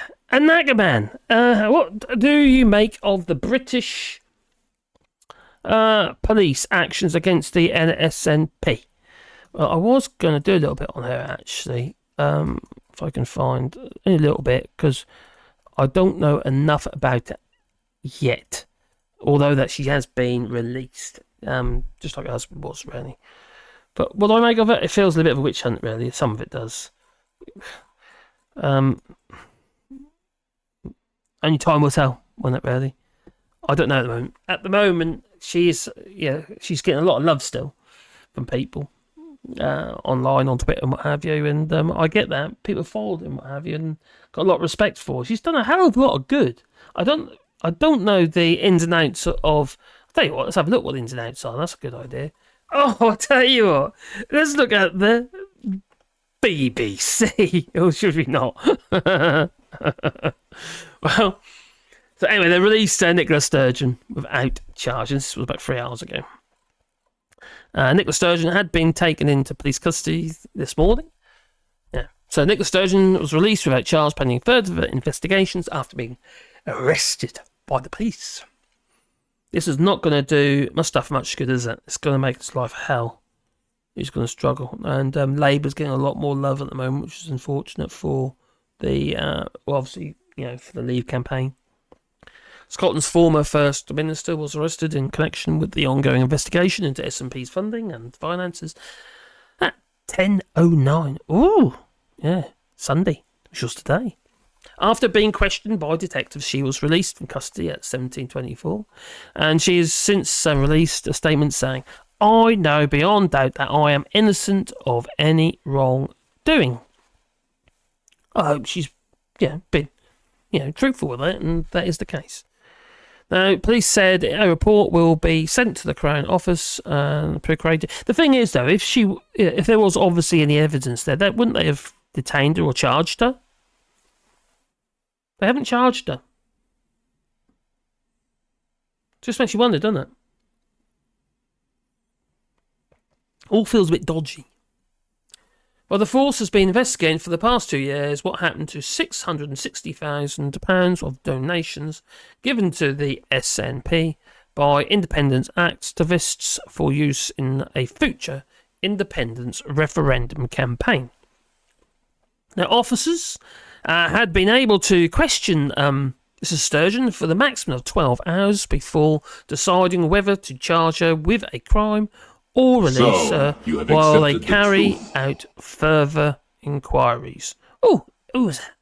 It's Alistair. Cheers, buddy. It was arranged in an arranged interview, pretty much, weren't it?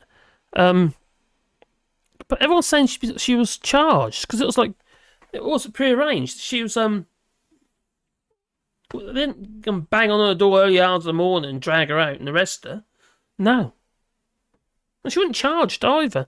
I think she was in there about 7 hours or something like that. I've been asked difficult questions and what have you.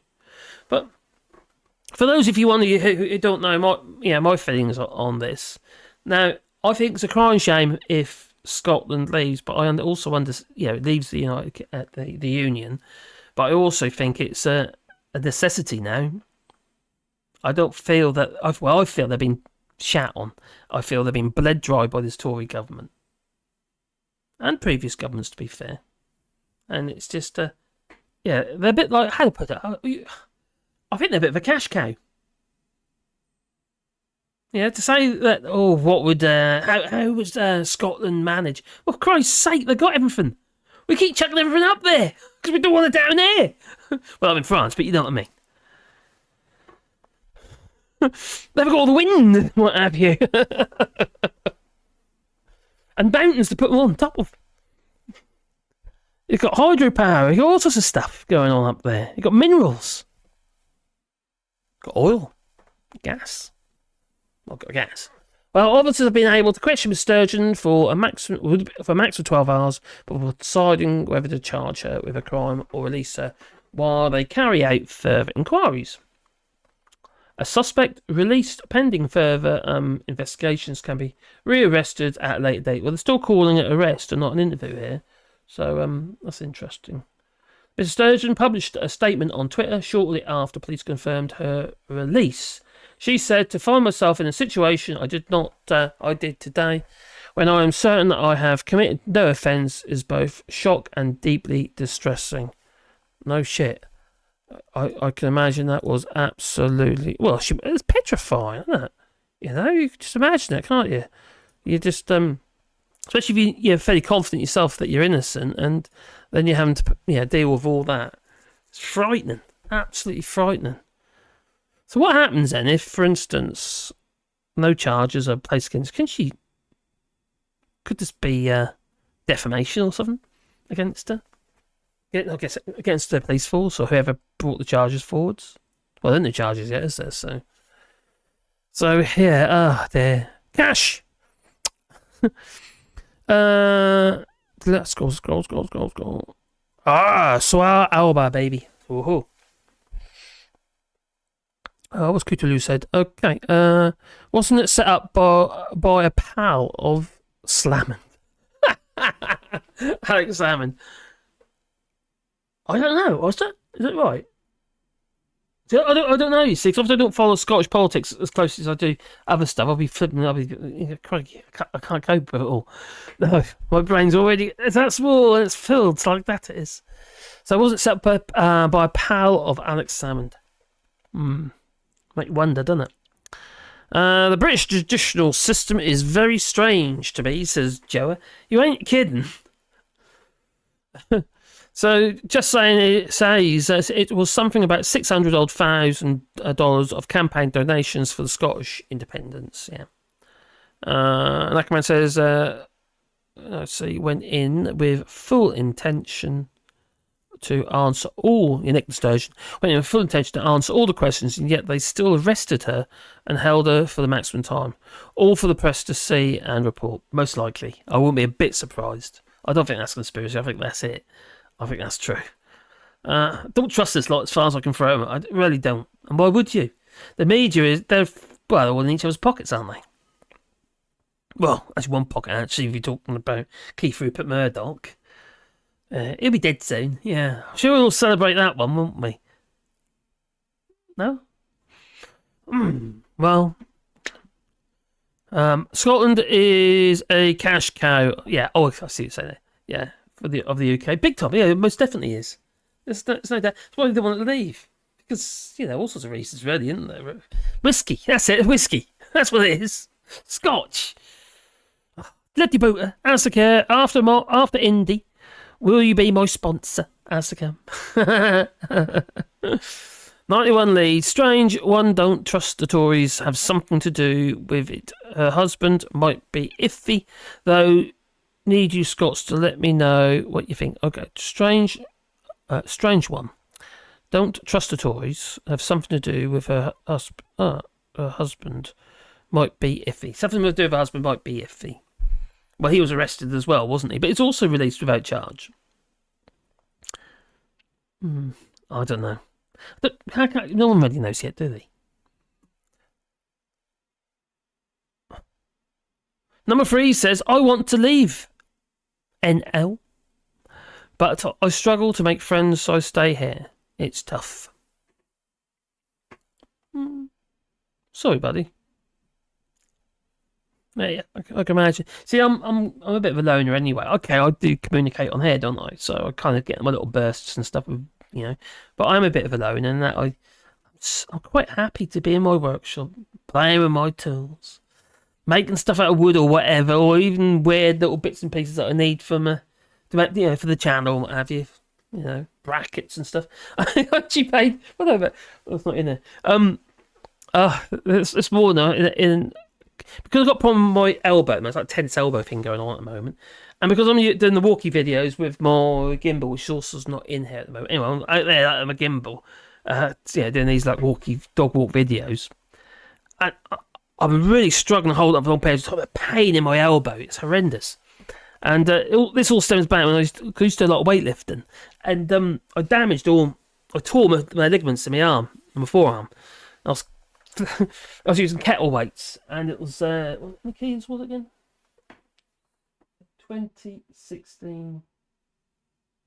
Yes, about 36 plus 40 kilos, and I was just curling the 40 kilos. Oh bugger! I just overdid it, and it's just I was just locking myself up and just with our kettle weights, and I bugged my elbow up, and there's been my forearm, what have you, and there's torn the ligaments and stuff. Yeah, not good. Anyway, I made this thing, which basically out of a strap, not a strap on, but strap, and it's go around your waist, and how do you explain it? You know, like a fishing rod. I don't know what you call them. It's like a gimbal thing, like you stick your fishing rod in when you're fishing, so it press against your belly. Well, I got one of them. I strap out myself for my gimbal, so the legs of the gimbal, my tripod legs on the gimbal, just sits in there, and I can rest it on there, and it takes the weight off my elbow. It works. I was quite pleased with it. I did use it tonight. Except my microphone was playing up again. I've got really problems with my microphone at the moment. Not this one, but the one I use on my device when I'm doing the walkabout videos. Oh, another thing says, Allshorts, I have near zero motivation. It's always, that's been the bane of my life. Have you thought about... When my head's all in a bit of a skit, I think of things as like shutting drawers, closing drawers. So I deal with one thing at a time, forget about them, and just deal with the drawers that are until eventually I've closed all the drawers. Otherwise, I can't get on top of stuff. I struggle with that sort of stuff. Yeah, carpal tunnel. I've got a carpal tunnel in my hands. I've had the operations for that one, so I had that one. But there is a form of carpal tunnel in the elbow as well, isn't there? So it might be that. There's some sort of damage I've done anyway.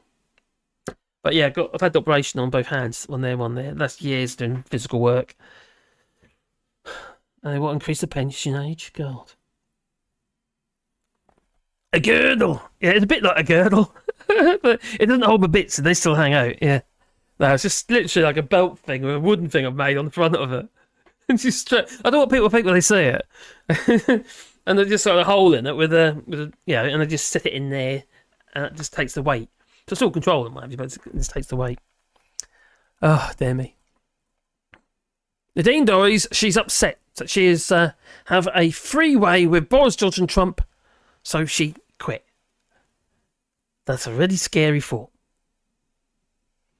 Well, she was being interviewed. She was by Sky TV, and asked us all about 2 seconds. Especially, she's driving out of her driveway, and she says, "No point you staying here. I'm now out. I'm going out. Goodbye." And that was it. Yeah. Can he confirm? Can he say? Oh, do you have a pics of yourself in a bikini? What? What did Joe say?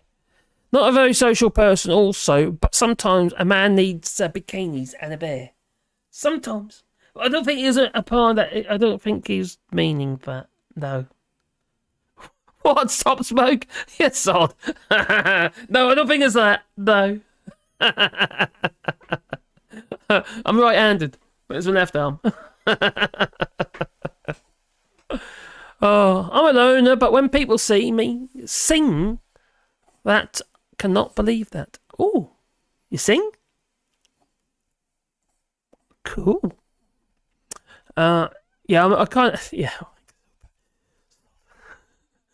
I'm a loner. I haven't seen any friends or family in 2 months. Just the way I like it, he says. I'm kind of a bit like that. I love my family and my kids and what have you, and they're absolutely great, what have you. But I think it's because I'm always so busy all the while. I kind of find it really difficult to get out of my little bubble. Yeah, it's a bit of a bubble. And as long as I've got my little Wally, that's what you need, isn't it, boy? Everybody needs a Wally. That they do. Yeah, I know. I just kind of I feel I should be doing something else to try and either make the channel work or do a bit of woodwork or something, get things done. Yeah, it's kind of a bit sad, really. But down. Marcus, you could grow fruit and veg for us in the UK. We're bound to run out again soon. There's no checks your end as well. Got to be money in that. Yeah, maybe. Yeah. The thing is, around here, there's a lot of people growing food. the way of life here in France, and especially in this area of France, is very, very different to what I was used to in the United Kingdom. Now, it's stepping back a bit in time, although people have technology and stuff like that, electric cars and all the usual stuff. But the way of life is different. It's slower. You see, what's really sweet is if you go down the 901, which is a little road around here, and we're driving down there. Oh, look at them over there in their garden. Be a little old there. It'll be like a little old woman there, Penny, and an old geezer in his pair of overalls, little French style overalls, and he'll have his mattock and whatever else he's got, and she'll be able to rake or hoe or whatever she's got, you know, and they'll be working in the garden together. It's so sweet, you know. It's lovely. It's just a different way of life, and in this area, there's a huge. It's got the highest number of not millennials, centurions. You know, not centurions, as in old people, people over 100 years old. And there's a lot of them here because of way of life, you see. Yeah, and it's should grow spaghetti. Oh, for God's sake! I have to grow wheat first, thank you. That's it. Bring me on to spaghetti. Spaghetti, string in it, in Italian, that spaghetti. Anyway, just like drumsticks are baguettes, as in sticks, like baguettes are sticks, like baguette of bread, stick of bread. But anyway,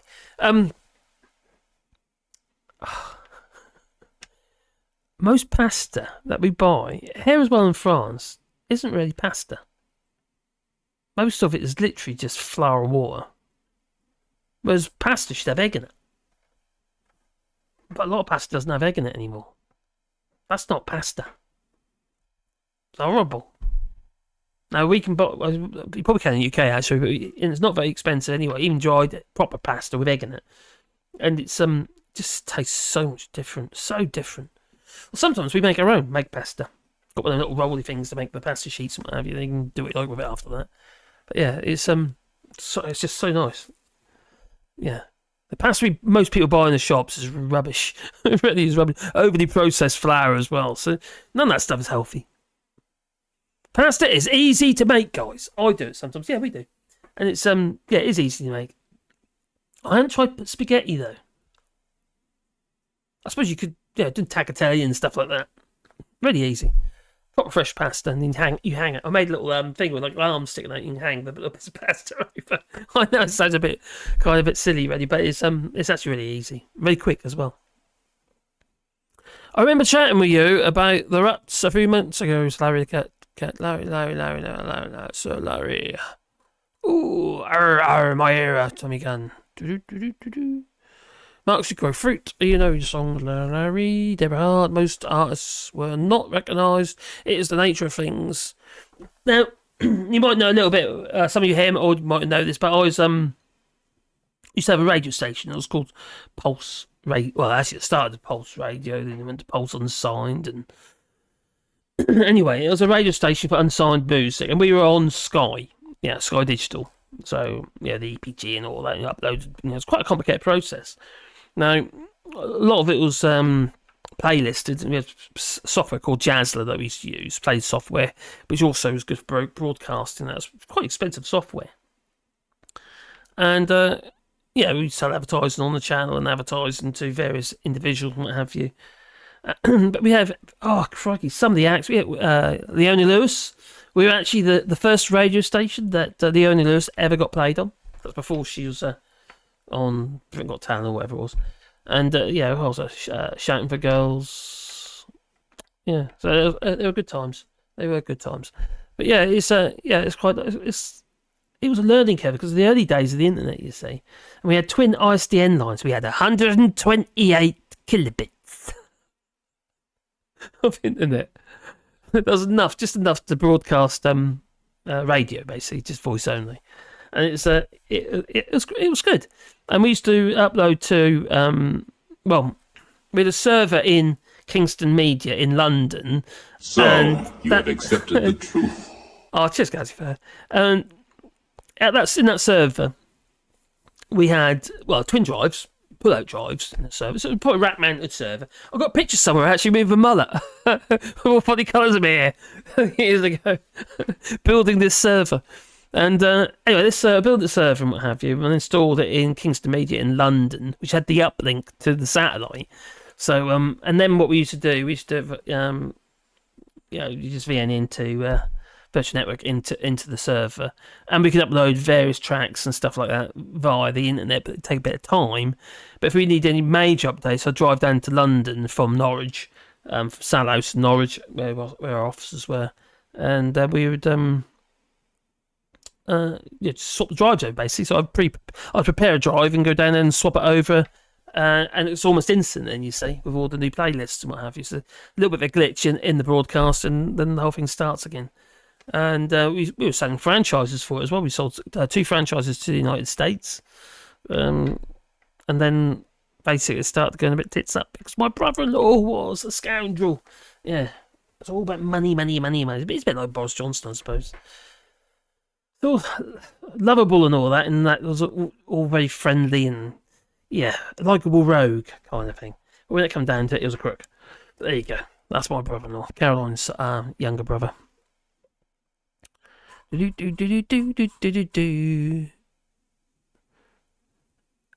used to live in Staines? No.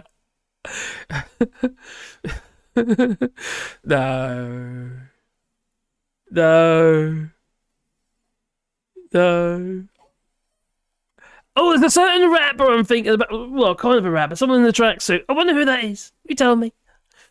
FSOL streamed an entire album over ISDN. Oh, giddy aunt. That'd been 60. It was just one ISDN. That'd been 64 bits. Well, we had twin. We had twin ISDNs, which was 128 bits. And later on, we actually got a T1. Oh, it was a whole megabyte, and that will cost us a fortune to have that installed. So this is basically an independent line we had put in just for the internet, straight to the exchange. And it had to be to the right exchange. You couldn't just the local exchange. You had to go, so that was expensive. I think it cost about 40, 50 grand or something then. This was back in 2003. That was costing us like 8 grand a month just purely for the EPG, for Bill and Sky, plus the airtime. And then you had the PPL and the Polyformance PRS as well. So Polyformance Performance Limited.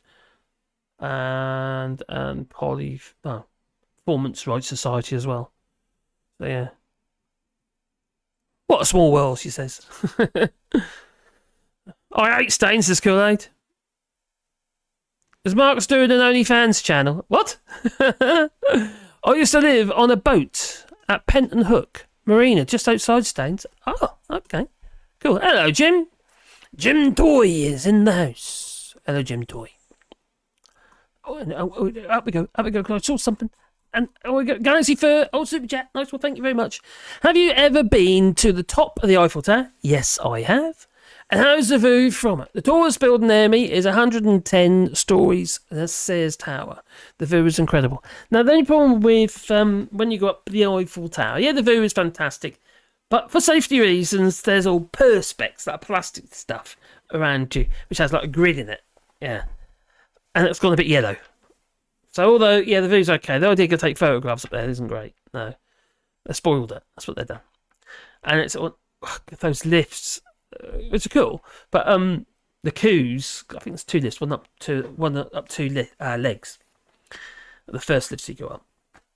And the queues can be horrendous. You've really got to pick your times to go. Otherwise, you're going to be standing there for a flipping age. You'll be knackered before you even get up the lifts. But there's a restaurant up there and that as well, have you? But the French they disabled it, didn't they, during the war, have you? So the Nazis could make use of it. Disable the lifts up there, Ooh. Vase of Flowers says I could never go vegetarian. I've been vegetarian. I was vegetarian for 5 years and then I smelt bacon. Sorry. I think I love animals, but meat is tasty. Come over, Wally. Give me a leg. No. Oh, don't do it. It's all furry. Is there any music today? Says Tommy Gunn.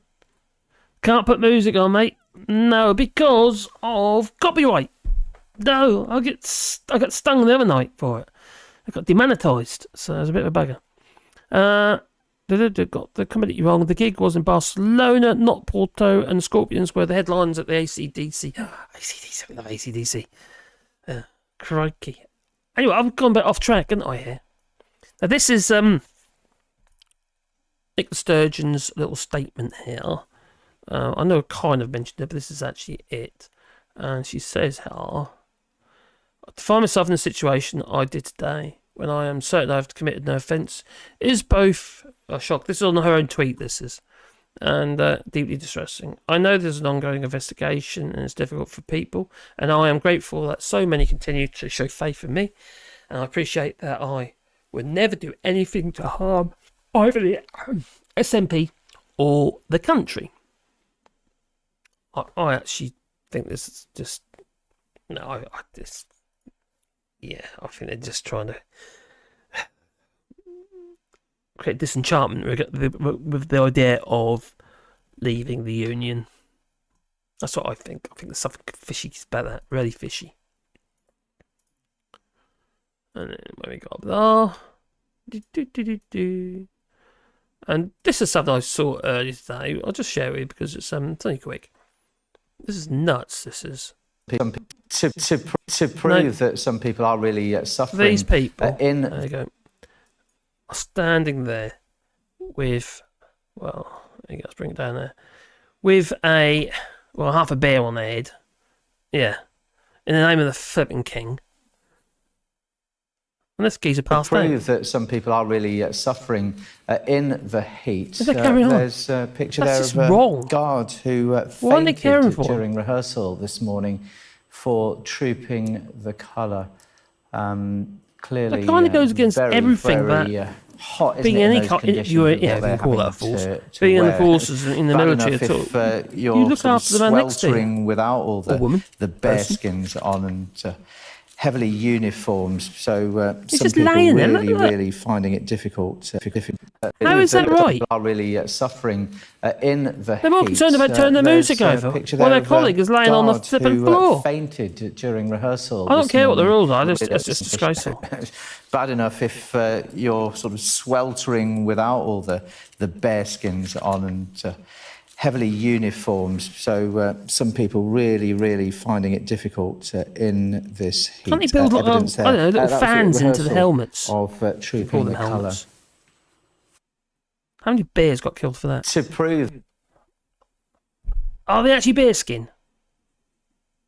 Or are they synthetic now? But they could put like little computer fans in there, couldn't they? Keep the heads cool. Or not.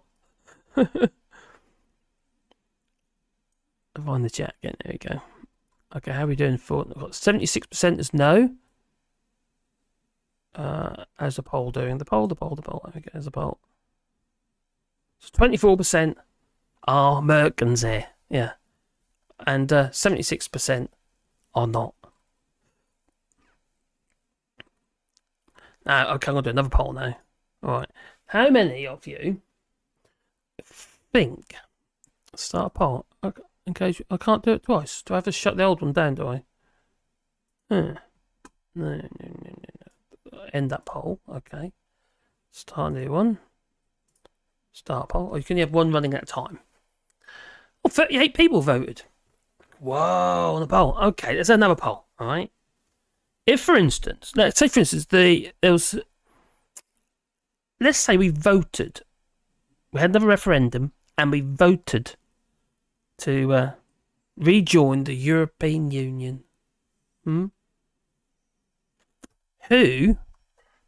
So, which country would possibly veto? No, that's not the question, is it? Is there a way back into the European Union?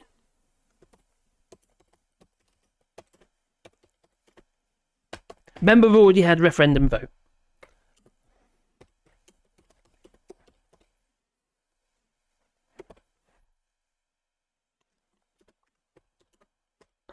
Or is there a veto? And who is that vetoed by? Or who? That'll do. Okay, we've got a new poll. Is there a way back into the EU if we've already, obviously, well, I say obviously, if we've already had a referendum and we want to rejoin the European Union because we voted for it? We had the massive majority of 100% vote to join the European Union because everyone's so buggered. And 100% so far. And would the European Union or the member states say, OK, welcome aboard again? Or would they veto us? So would we join the European Union or would we not? Or rejoin? Yeah. Or be basically start from scratch. And also we'll probably have to accept the euro. There should be a way of sharing advertising amongst copyright owner users, and Google needs to be less greedy. What happens, number 3, I don't know if you realise this, what happens is if, for instance, something gets claimed, which it did the other night, 2 nights ago got claimed, and the money then from the advertising then goes to the organisation who claimed it. It's not always the individual. Sometimes it goes to the whole thing. So that's the thing about PRS and Polyformic Formers Limited, PPL. It goes to like a big pot, goes in the big pot, then it gets distributed. It's not necessarily individual rights. The thing is, though, when we were getting involved with that, all our music was unsigned. None of it was signed. So none of them had record labels or anything like that. And we also, they had contracts and you to play, basically sign the quote and say we wouldn't take you to court for copyright breaches or stuff like that, basically. And yeah, so it didn't really affect us, although they were always on our back. Did you? Even people just play music in the pub and stuff like that. They all get caught out if not careful. France would tell England to sod off, just for the way England has treated them. Oh, yeah, that's what I think. Most likely. Oh, how are we looking? How are we looking? Is there a way back to EU? Oh, 59% says yes. Actually, I've done a double. That's 2 questions. I've done 2 questions in 1 question. That's a silly thing to do, Marcus. Oh, well. Are you worried that if the Conservative Party implodes and Boris is from Jim Toy, Allshorts, he says, Allshorts, are you worried that the Conservative Party implodes and Boris Johnson joins Reform UK? Oh my God, I hadn't even given that a thought. He wouldn't do that. Boris Johnson wouldn't do that. It'd be too embarrassing for him. He wouldn't do that. He's too much of a narcissist. No, I can't say that. Well, Nigel Farage has been speaking up again. I might share that video with you actually in a minute. Yeah. Deborah Hart says, Allshorts, you must have met madness. Madness. Well, madness. Baggy trousers. No, we didn't meet madness. That was way before that. Madness was. The Americans have invested massively here, and we have a better deal with them than the Brits. And in travel and business, do you think anyone would forfeit that? No. And also, there's big negotiations going on at the moment between the European Union and the United States over AI. Is that why Rishi Sunak decided, I must go to the United States and have a friendly conversation in my big boots? Stop the boots! Yes, big boots. And, with Joe Biden. I wonder why. It's because Biden and the EU are already negotiating in regards to safety use with artificial intelligence. And I know people that, it's machine learning, what have you, but it's getting incredibly clever. It seems it's learning all the time now. Because the more people use it, the more it learns. It's crazy. I've just tuned in. Hello, Ruth. Was on a late shift and my brain's dead. Oh, join the club. Andrew Pedler, hello there. Clumsily phrased questions. Yes, it was very clumsy. I agree. It's 2 questions in 1 question and they kind of go against each other, so it's a bit silly. Ignore the second part of the question. It's just the first part of the question, yeah. Because really, the second part of the question could have been the no bit or not, or yes bit. No bit. Just left it open, better, wouldn't it? There would be serious concessions, and right even now, how could they trust us? Definitely with the Tories. It's just no trust there whatsoever. But with Keir Starmer, I still think they'd want some stability, and that ain't going to come overnight, is it? It's going to come, well, maybe another 10 years. Maybe. So maybe, you know... I get it now. Maybe that's what Mr. Well... Now, British Jake fish and Rees have better and happier fish for when it. you're saying it's going to be 50-odd years. Maybe that's what we've got to wait for. And that, you know, that clock is being ticking. Yeah. The clock is ticking. When that 50 years runs out. Maybe that's when things get better, because that's when we can rejoin. Maybe. Yeah, that's what it is. Oh, there.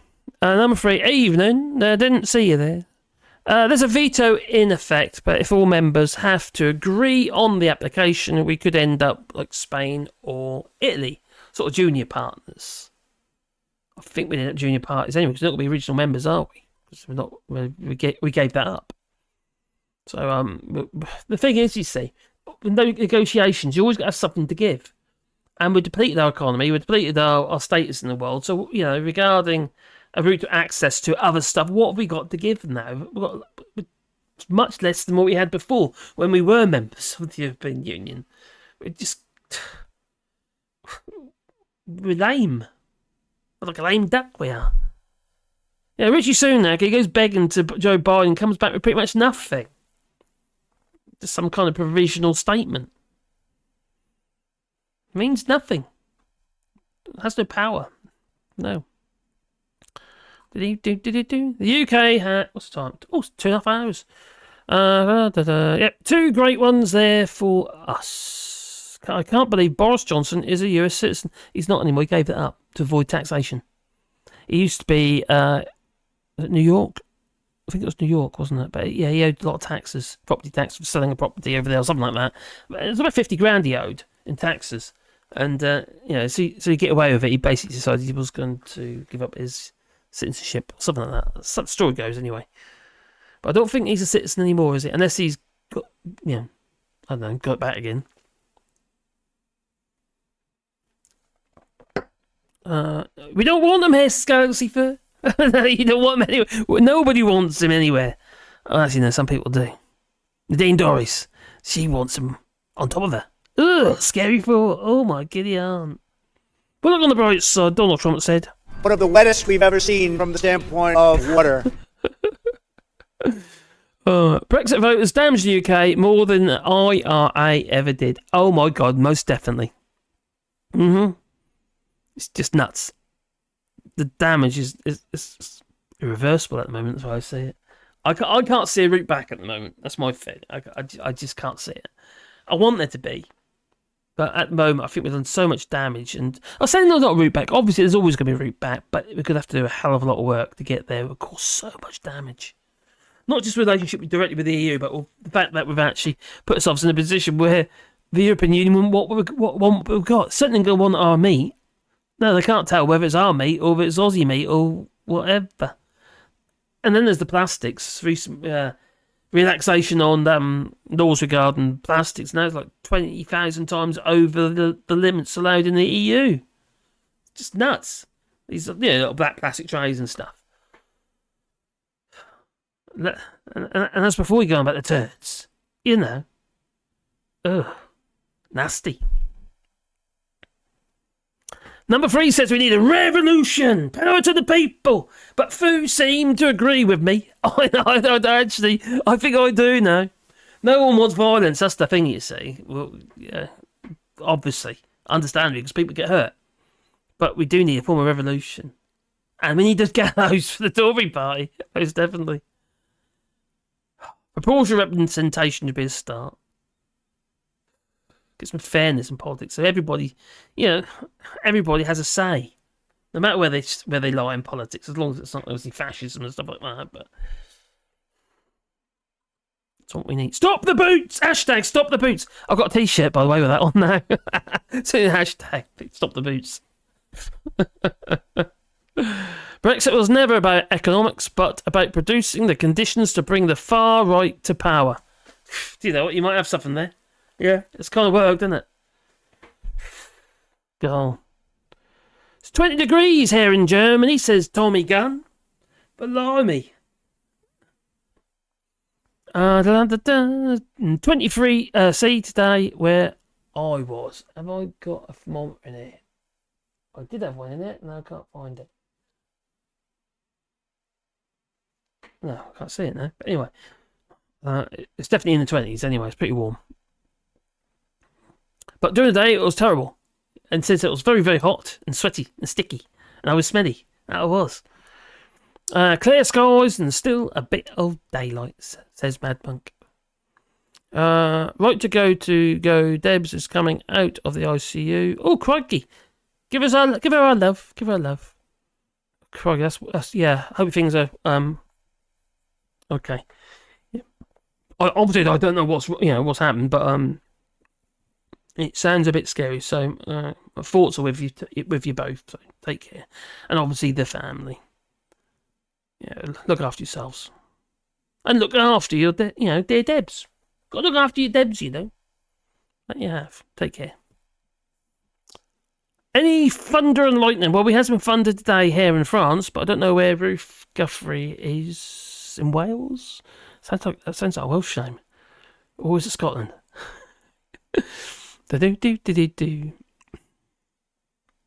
A peaceful revolution, says number 3. It is possible. The problem is with any revolution, people get a bit fiery, don't they? Get a little bit, and then people get a bit aggressive. And then we start chopping people's heads off. Pitchforks and all that, maybe. It's 20 degrees here in Hay-on-Wee. We had thunder last night, says Ginger's Draughts in the United States. 25 the last time I checked. Blimey. What is the... what's the temperature in the United Kingdom at the moment? Oh, Hay-on-Wee, that's 20 degrees. That's pretty warm for... and crikey. Yeah.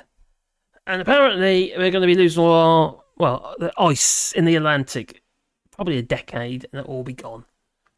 That is really worrying, because you're not going to get it back. Once it's gone, it's gone. And where are all the flipping little polar bears going to go, and the penguins? Was that Madagascar? I don't know, either way. Stop the boots! Well, it's time for some music. If you guys are still here in 25 minutes, I'll see you then. Well, I'm going to be clocking off in a moment, Phaser Flowers.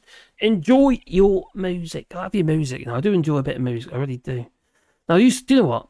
For a while, I was just listening to James O'Brien and basically LBC constantly. And I kind of stopped listening to music for a bit. Then I start... Oh, cheers, Ruth. Thank you very much. Scottish Borders, Marcus. The Scottish Borders, Glaciers. Galashiels? So, you have accepted That's the where truth. she is Ruth Guthrie. Do. And you've been cheated by the Tory government big time. And that Douglas geezer. Yeah. What's he all about? Moron. And he could be investigated next. Well, those. Oh, I liked your video earlier. Who's I think it was yesterday. I saw it. Was yesterday? I think it was yesterday. Boots were made for sailing. With an emergency Honda engine. Plop, plop, plop, plop. 4-stroke single cylinder. God. Who can remember the old Seagull? Oh, Lefty Boater. Have you got an old Seagull outboard?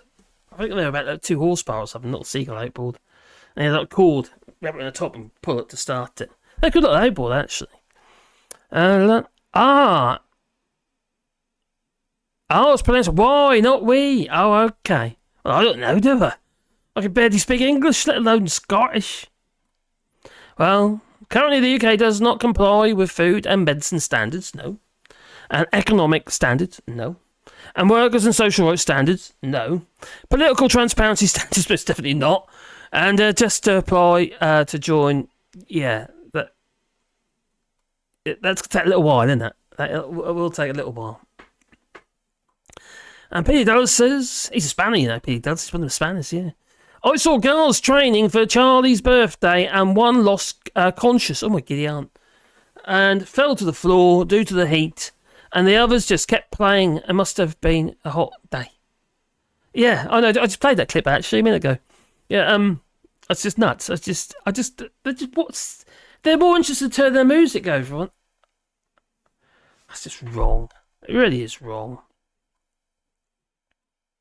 For what? Really? What are they actually doing? It's just pomp, isn't it? You know? What is the purpose of them? They're not guards.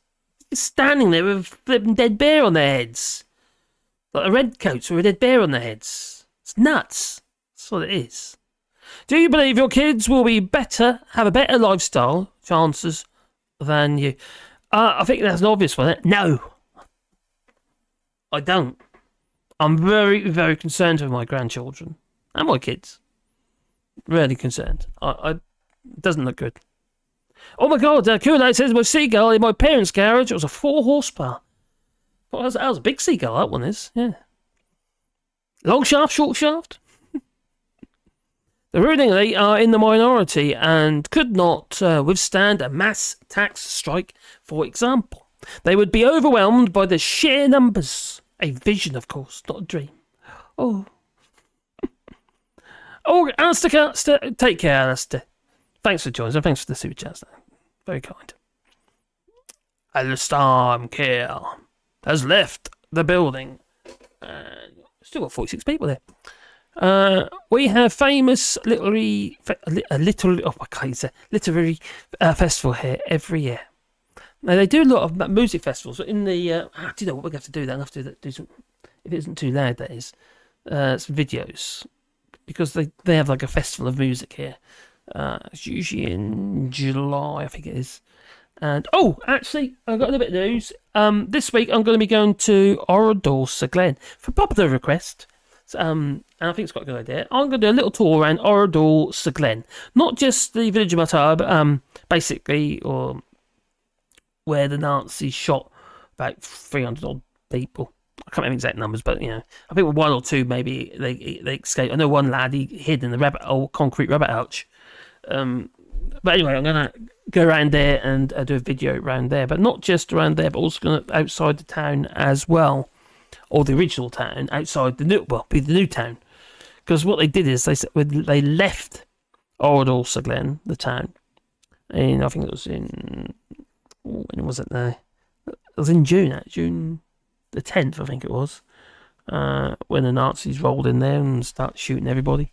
Anyway, they left the town for remembrance, and built a new town outside the town of Orador Glen. So, and what it is, they got all the architects, what have you, private architects to make the applications to build basically the town. I wonder if Leroy's still there. Leroy's a calf. Yeah, black guy called Leroy, but yeah, and he's got like a bistro there. I wonder if he's still there. He's a lovely chap he was. He's probably still in this if he's still there. I won't be surprised. He's doing really well. Yeah, I'll do that. Yeah. Do anyone know about Orador Glen? Now, I live in a little place called Orador Sever, which was actually the actual target.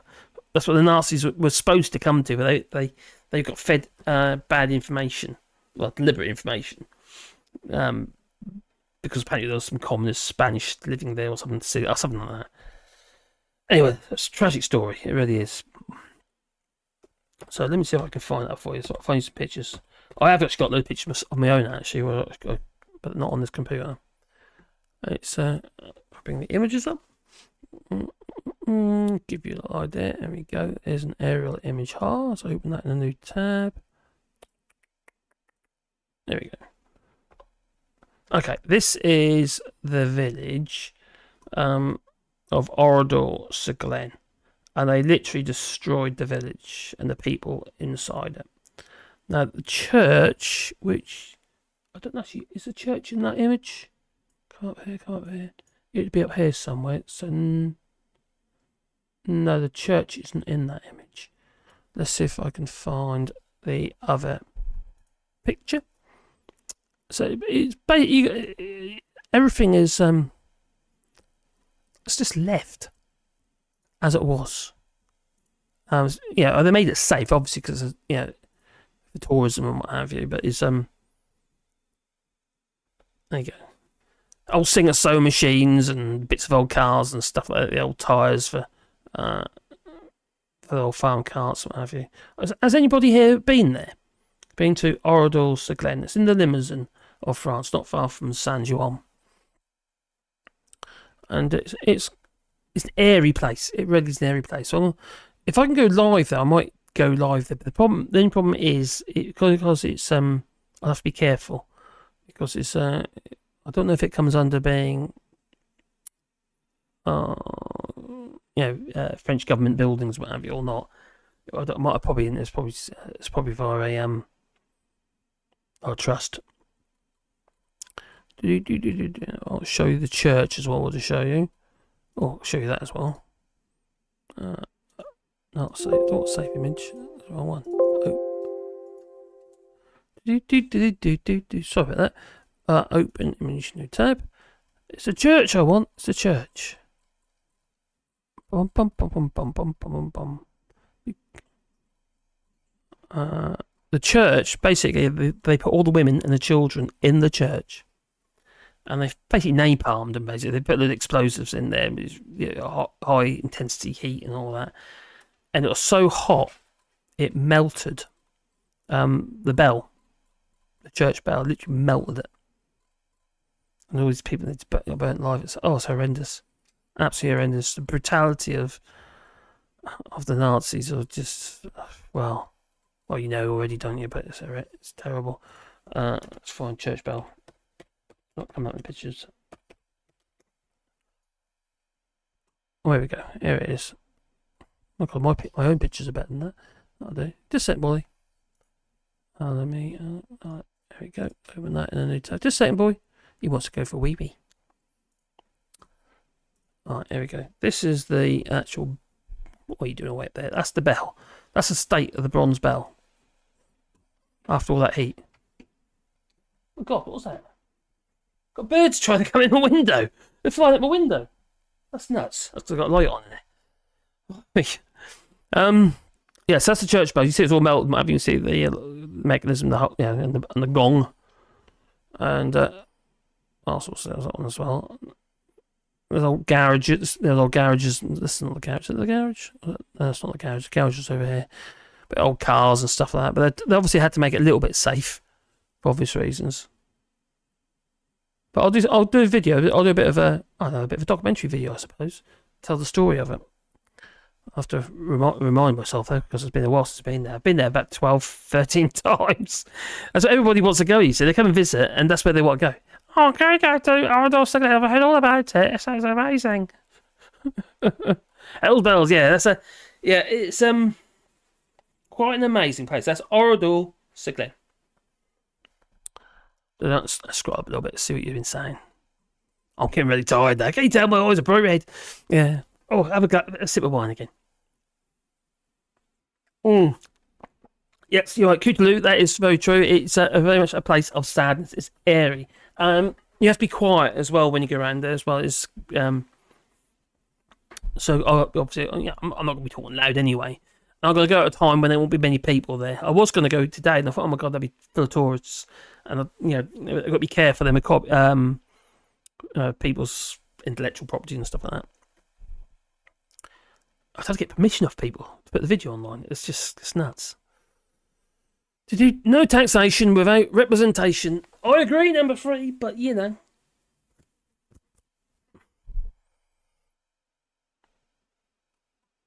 I can't remember if it was 2. I think that'd be 2-stroke Kool-Aid. That'd be a 2-stroke. That is. That old. That'd be 2-stroke. I need to get back to real time. See you later. Take care, number 3. Be good. Place of sadness. And look after yourself, mate. If you want to have a chat and that, I'm happy to have a chat, mate. Yeah. A place of sadness, most definitely is. Deborah, I've got sunshine on a cloudy day. When it's cold outside, you've got the month of May. Did you have a rainbow? Was that too woke? What was the last album you bought? Oh my giddy aunt. It was probably... Actually... Have I got that out still? Oh my giddy aunt, I can't remember what it's called. Because I do buy records quite regular. And also, I get my family quite often, if they can't think of what to get me, they get me a record, which I'm quite happy about that, obviously. Oh my God, I can't remember now. Oh, I can't remember. Sorry. That was probably about, the last record I got was probably about 6 weeks ago, maybe 8 weeks ago. So I don't buy many. It's a very impressionable place, Orador. Very sad and moving, that is. Hello, Maiden. I didn't see you there. Scroll down. Are you right back, says Cootaloo. I need to see the Rosenord Memorial. Now, the place I would like to go is actually a place in Germany I would like to go and visit. And it's where the old foundries were, industrial, not the Industrial Revolution, but this, regarding the military machine, the might of the German army, what have you, and where they basically made all the tanks and stuff like that. But it's all been turned into gardens, with gantries and stuff like that. It's amazing. It's hectares and hectares of these gardens. It's taken 25 years this geezer to convert all this into these gardens for the public to go around. And I think it's fantastic. So I'd love to go there. That's what I would like to go and see. I'd love to find a drone down there as well, but not allowed. No, I checked. A vinyl Greta Van Fleet for me. Got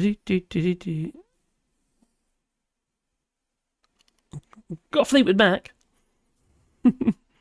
The German killed almost all civilians of the town. I think only about 2 people survived.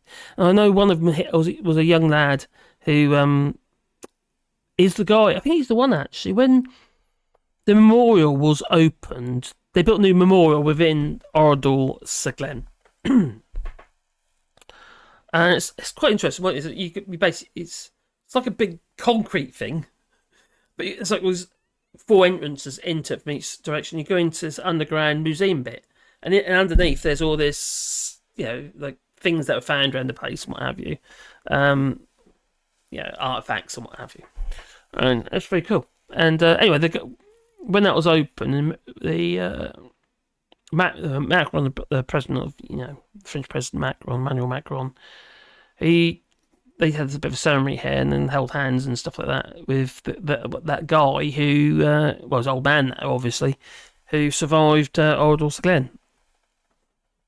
So yeah, it is an airy place. It is an airy place. I kind of love it, but it's quite big though. It's quite it's obviously you got obviously the whole town in the village, isn't it? You're a hot day and walking, and if you're a bit disorientated, you can't find your way out. But it's even like there's the old tram lines there and that as well, remnants of the old, not remnants, the old garages there with the old enamel signs and what have you. So it is an interesting place, and everyone had a singer-sewing machine. It seems there's hundreds of them, well not hundreds, but there's a lot of them. Oh, Jimi Hendrix. Well, I've got 1, 2. I've got 4 Jimi Hendrix albums, and there's 2 just there. There you go.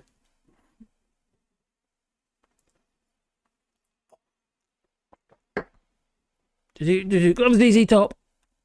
AC/DC.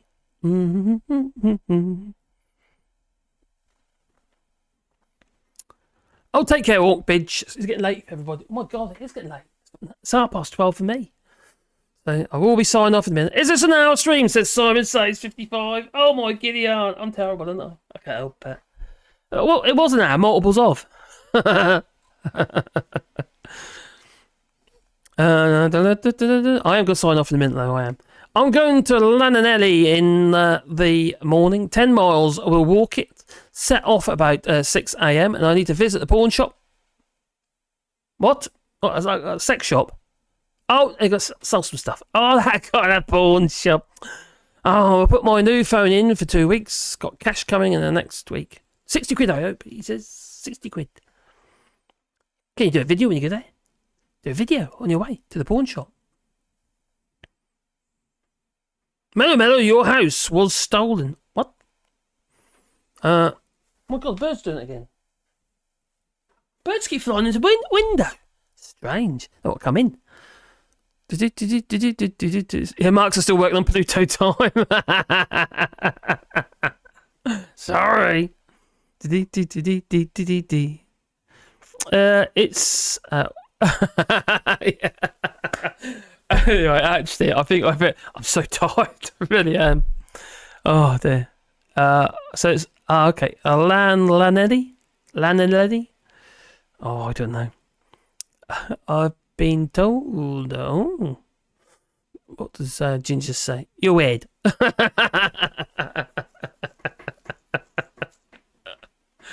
Oh, ZZ top. Oh, we say. Oh, you say ZZ top in Canada.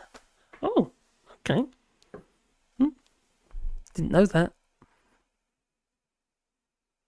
Now, Galaxy First says, if I could ever visit Europe, I would visit places like Normandy, obviously Normandy landings and that. That's a very interesting place, especially on the coast there.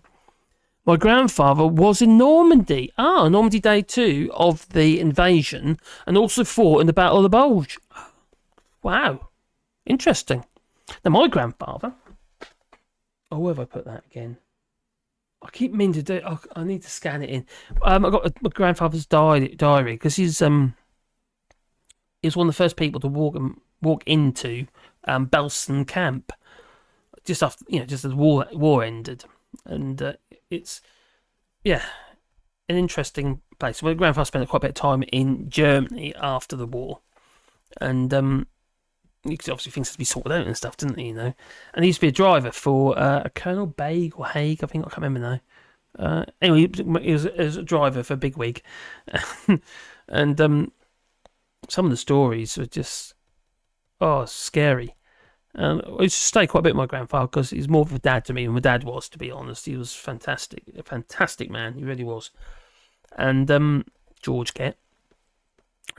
Ernest Kett, yeah. Anyway, he's lovely chappy, and I used to stay around there. And I was only a youngster, and stay around in the room next door to their room, basically the guest room, what have you. And my grandfather would wake up screaming in cold sweats in the middle of the night, nightmares basically, and those nightmares were men and women or people hanging in the freezers in Belsen camp. Yeah, that was his nightmare. But the but wasn't that they were actually human beings hanging in these freezers. It was actually the fact that it was literally just carcasses, meat carcasses. But when he drove into Belsen camp, there was bodies piled up everywhere. So cholera and all sorts of stuff going on, didn't they? Typhoid, and it was really disease. They didn't have enough clean water in the camp. And von Kramer did actually go into... Well, he tried to gather resources, food and water and what have you, from the towns, and basically go in there and try and commandeer as much stuff as they could, because people are dying, and there's so much disease in the camp. It was pretty horrendous, But it's like, get the cat. He also had the lady come in and what have you, and pick out her inmates to be the next lampshade. If you have a tattoo, you're buggered basically. And but last year, the year before? No, 2 years ago. It must be. No, it might even be longer than that. At least 2 years ago, we went to a charity. Was actually a friend of ours, Kay, who's basically got a charity shop for cats and stuff. So anyway, we went down there. I kind of wish I bought her, but it was so disgusting. I didn't want to. And it was a lampshade, and it clearly was. It was skin. And look, they did actually. I wouldn't be a bit surprised. Apparently it was human skin, so it was quite horrendous. But I wish I kind of bought it in some ways, because one thing, it's kind of like it was just deteriorating, and also what a talking point. I don't know. Is it? Did it have a tattoo on it? Did it have a tattoo? No, I can't remember now. That was a long while ago. But yeah, it's horrible, isn't it? Terrible place. So, will I want to go there to visit? But I've never been, so maybe I would actually. If I was going to that other place, I would probably head there as well. Because I'll go to the camper, you see, and we'll make a bit of a trip of it. That's what we'd do. And I'm getting closer with the camper, yeah. Got bits coming in the morning to finish off the back brakes, and that'll be back. It's not that old, the camper. It's only done about 18,000 miles. Well, actually, it's getting on a bit, actually, the camper. It's about 2008, the camper is. But it's only done 18,000 miles. About 22,000 kilometres, or whatever it is. It's 24, whatever it is. So it hasn't done a lot at all. But because it hasn't done a lot, it ain't getting used. So the brakes, during the pandemic, all the brakes seized up on it. So I had to strip them all down. So I've done that. So just wait for more bits, and that'll be done. So then I get it CT'd, you see. And then what we're going to do is we're going to take that on some trips, and I'll do some videos. So we'll do a bit of a political tour. Talk about the crap going on in the UK. Well, we look at the lovely French countryside and castles, chateaux and stuff, and lakes, and, might go to a nudist beach. I don't know. Good Ile de Ré, maybe, I don't know, where they do all the salt. So it'd be quite fun. It could be quite fun, really. It's probably. I won't be surprised, Top Smoke. Actually, that's a good point. Actually, it's probably illegal to have human skin artifacts. Well, it's illegal to sell any Nazi artifacts. This is a good point. Now, one of my inheritance things was actually from a grandfather, but my dad passed it on to me. Was that German crystal decanter that crystal decanter with all silver and what have you, and it's all engraved. It was lovely, little wimble on the top, fantastic little thing, it really is. And my sister, she got Von Kramer's dagger, dress dagger. Why would my dad give his daughter a dagger from a man like that? It made more sense to give it to me, and give her the decanter. But the thing about the decanter, actually, that was promised by my grandfather to me. So anyway, it's just one of the things. But yeah, my point was actually is that she couldn't sell it in the UK. She could try to sell it abroad, because I don't think that's the case in the United States. But Nazi artifacts you weren't allowed to sell in the United Kingdom while it was in the EU. I don't know if those laws will be relaxed. If they have done already, they might have done. Deborah, yes, they would invent that if true. Oh, Deborah, what did Deborah say?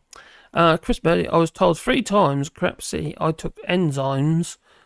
Took enzymes, but also said proof. If you're talking about COVID, I don't know if you've seen the latest news about it, or a couple of days ago, about there is some evidence that there's quite a strong possibility that COVID, the coronavirus, coronavirus or COVID-19 came out of that lab in Wuhan, and 2 people got sick as well while they were working in that lab from coronaviruses. So it makes you wonder, doesn't it? Hello, son of a, I hope you're well. It's not illegal if you use your own skin, though. I walked into that one. I'm glad about that. What, foreskin? Has anyone sold their foreskin? I don't think it's a stretch over a lamp, mind. No. Yes, Wally. My little Wally's getting all funny down here.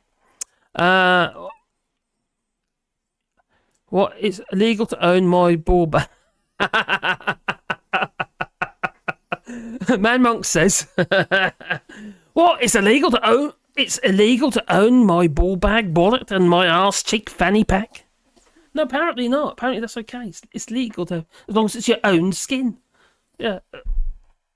Oh, it's somebody else's. Oh my God. Oh dear. Well then, it's not. No.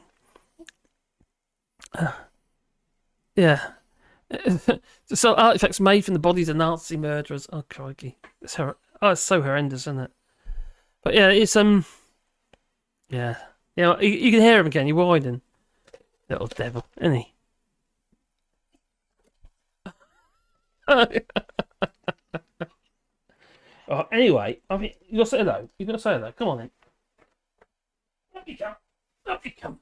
Oh, you say hello, and then we're gonna say ta-ta. Wait a minute. What? Are you interested in the treats? There. What the hell?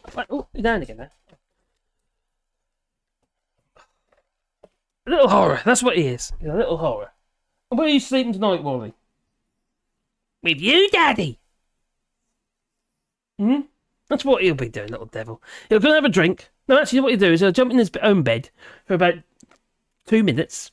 He'll then decide to go and have a drink. Slobber, slobber, slobber, have a drink. That. And then he'll whine beside my bed, have to tap beside the bed, and he'll jump in, and then we spoon. Sort of. Don't you? I can't say no to little devil. Oh! My cocker's due for his jab. No way! Well, yeah, mine are all done. We've done the 3-year rabies, and I've got the other one. But we started that from early on, because if you want to travel in the EU, so for instance, if we come out of France and go to Spain, if we get stopped, we've got to make sure we've got all our jabs up to date for the dogs, otherwise we can't travel with them. My missus thinks she owns my ball. My ball bag. Oh dear. They used to use those foreskins for cosmetic testing. Ooh, okay. Oh. There are tales of the unexpected about that, with Derek and Jacoby filmed in Norwich. Norwich? That's where I'm from, Norwich. Yeah. It's quite a nice city, actually, but it's not as nice as it used to be.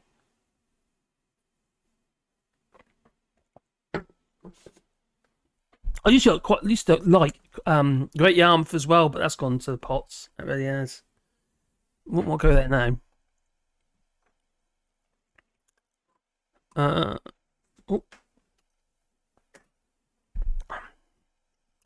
I have a hearty laugh at my county cat's antics, then straight away you laughed as you thought you had heard me.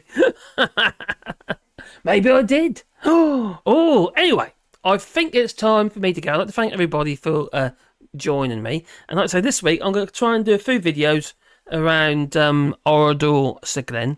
I might have to split it because do it all in one video would be too long. So I might split it into 4 videos or something. Talk about other stuff as well, but also what's going on around there, or what's happened there, basically. Is that an old siren? I think so.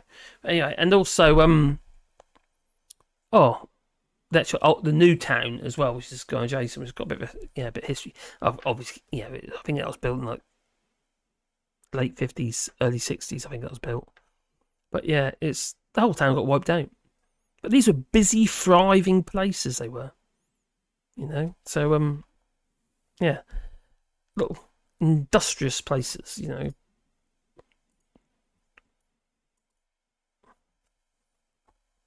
And yeah, so the population, like for instance where we are in France, is actually less now. There's less people living here where I live than there was before the war. It's crazy. The population was higher because people didn't used to migrate into the big cities for work, you see, or in industrialised areas. They all worked local. It'd be little cafes and bistros and places like that, all the farms.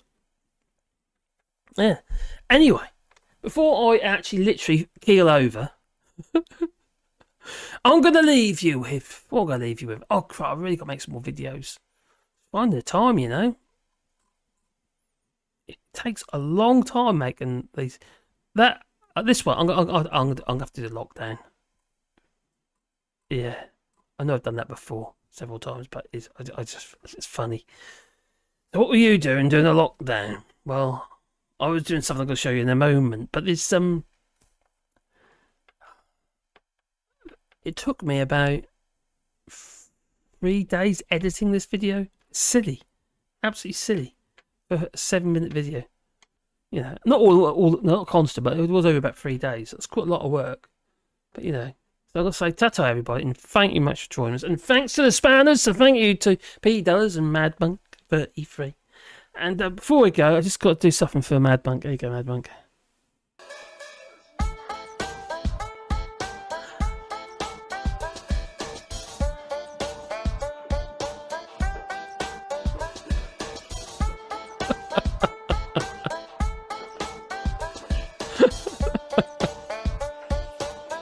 Sorry.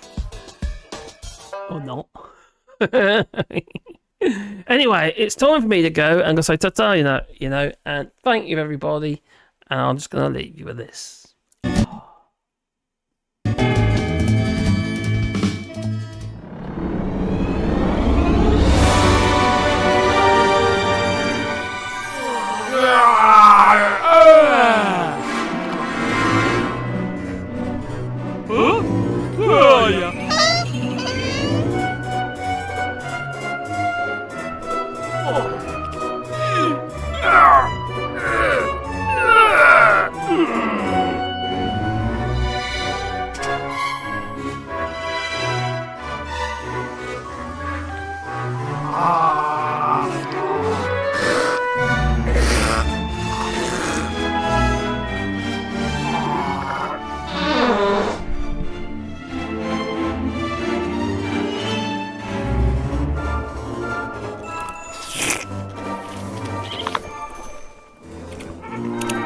Oh no, I've only got 20 rolls left. I better go shopping. Okay. That's right. If the one you can use a scarf. A scarf is everybody. A lot of people have scarves, and you can use a scarf. A scarf would be very good.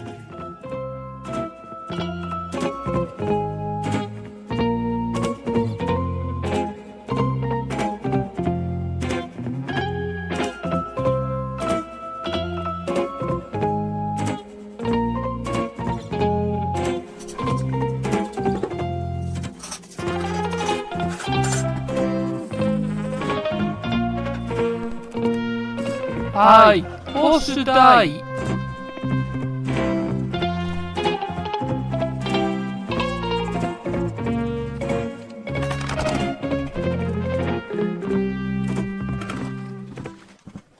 Fuck!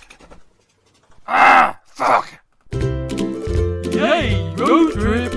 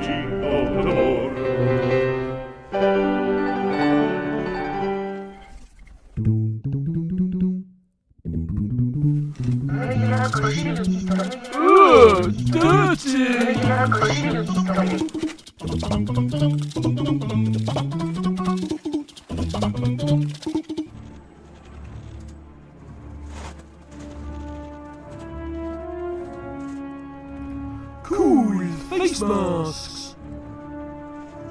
Oh, even better, compact.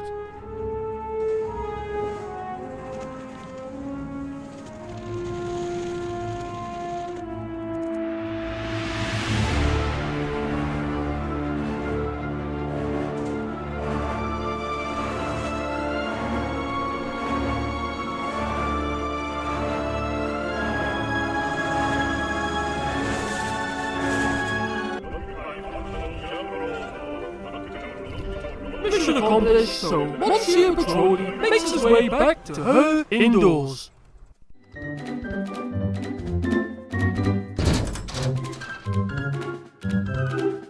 Shit! Hi, honey, I'm home. Petroli! Petroli! Have you done your chores yet? Oh, that's not fair. Do I have to? Yes!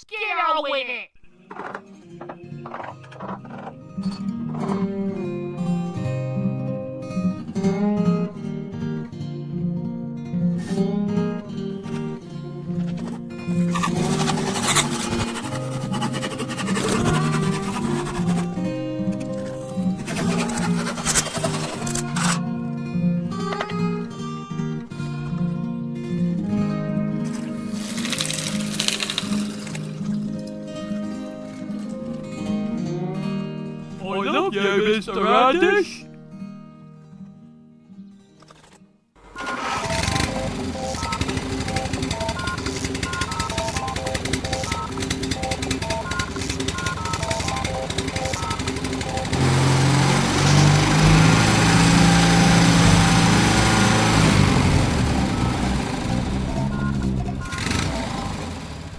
As the day draws to an end, Monsieur Petroni expresses his freedom.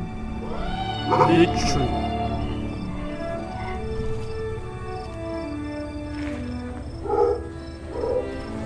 While the sun goes down over the horizon, Monsieur Petroni enjoys a glass of white wine. Or so he thought.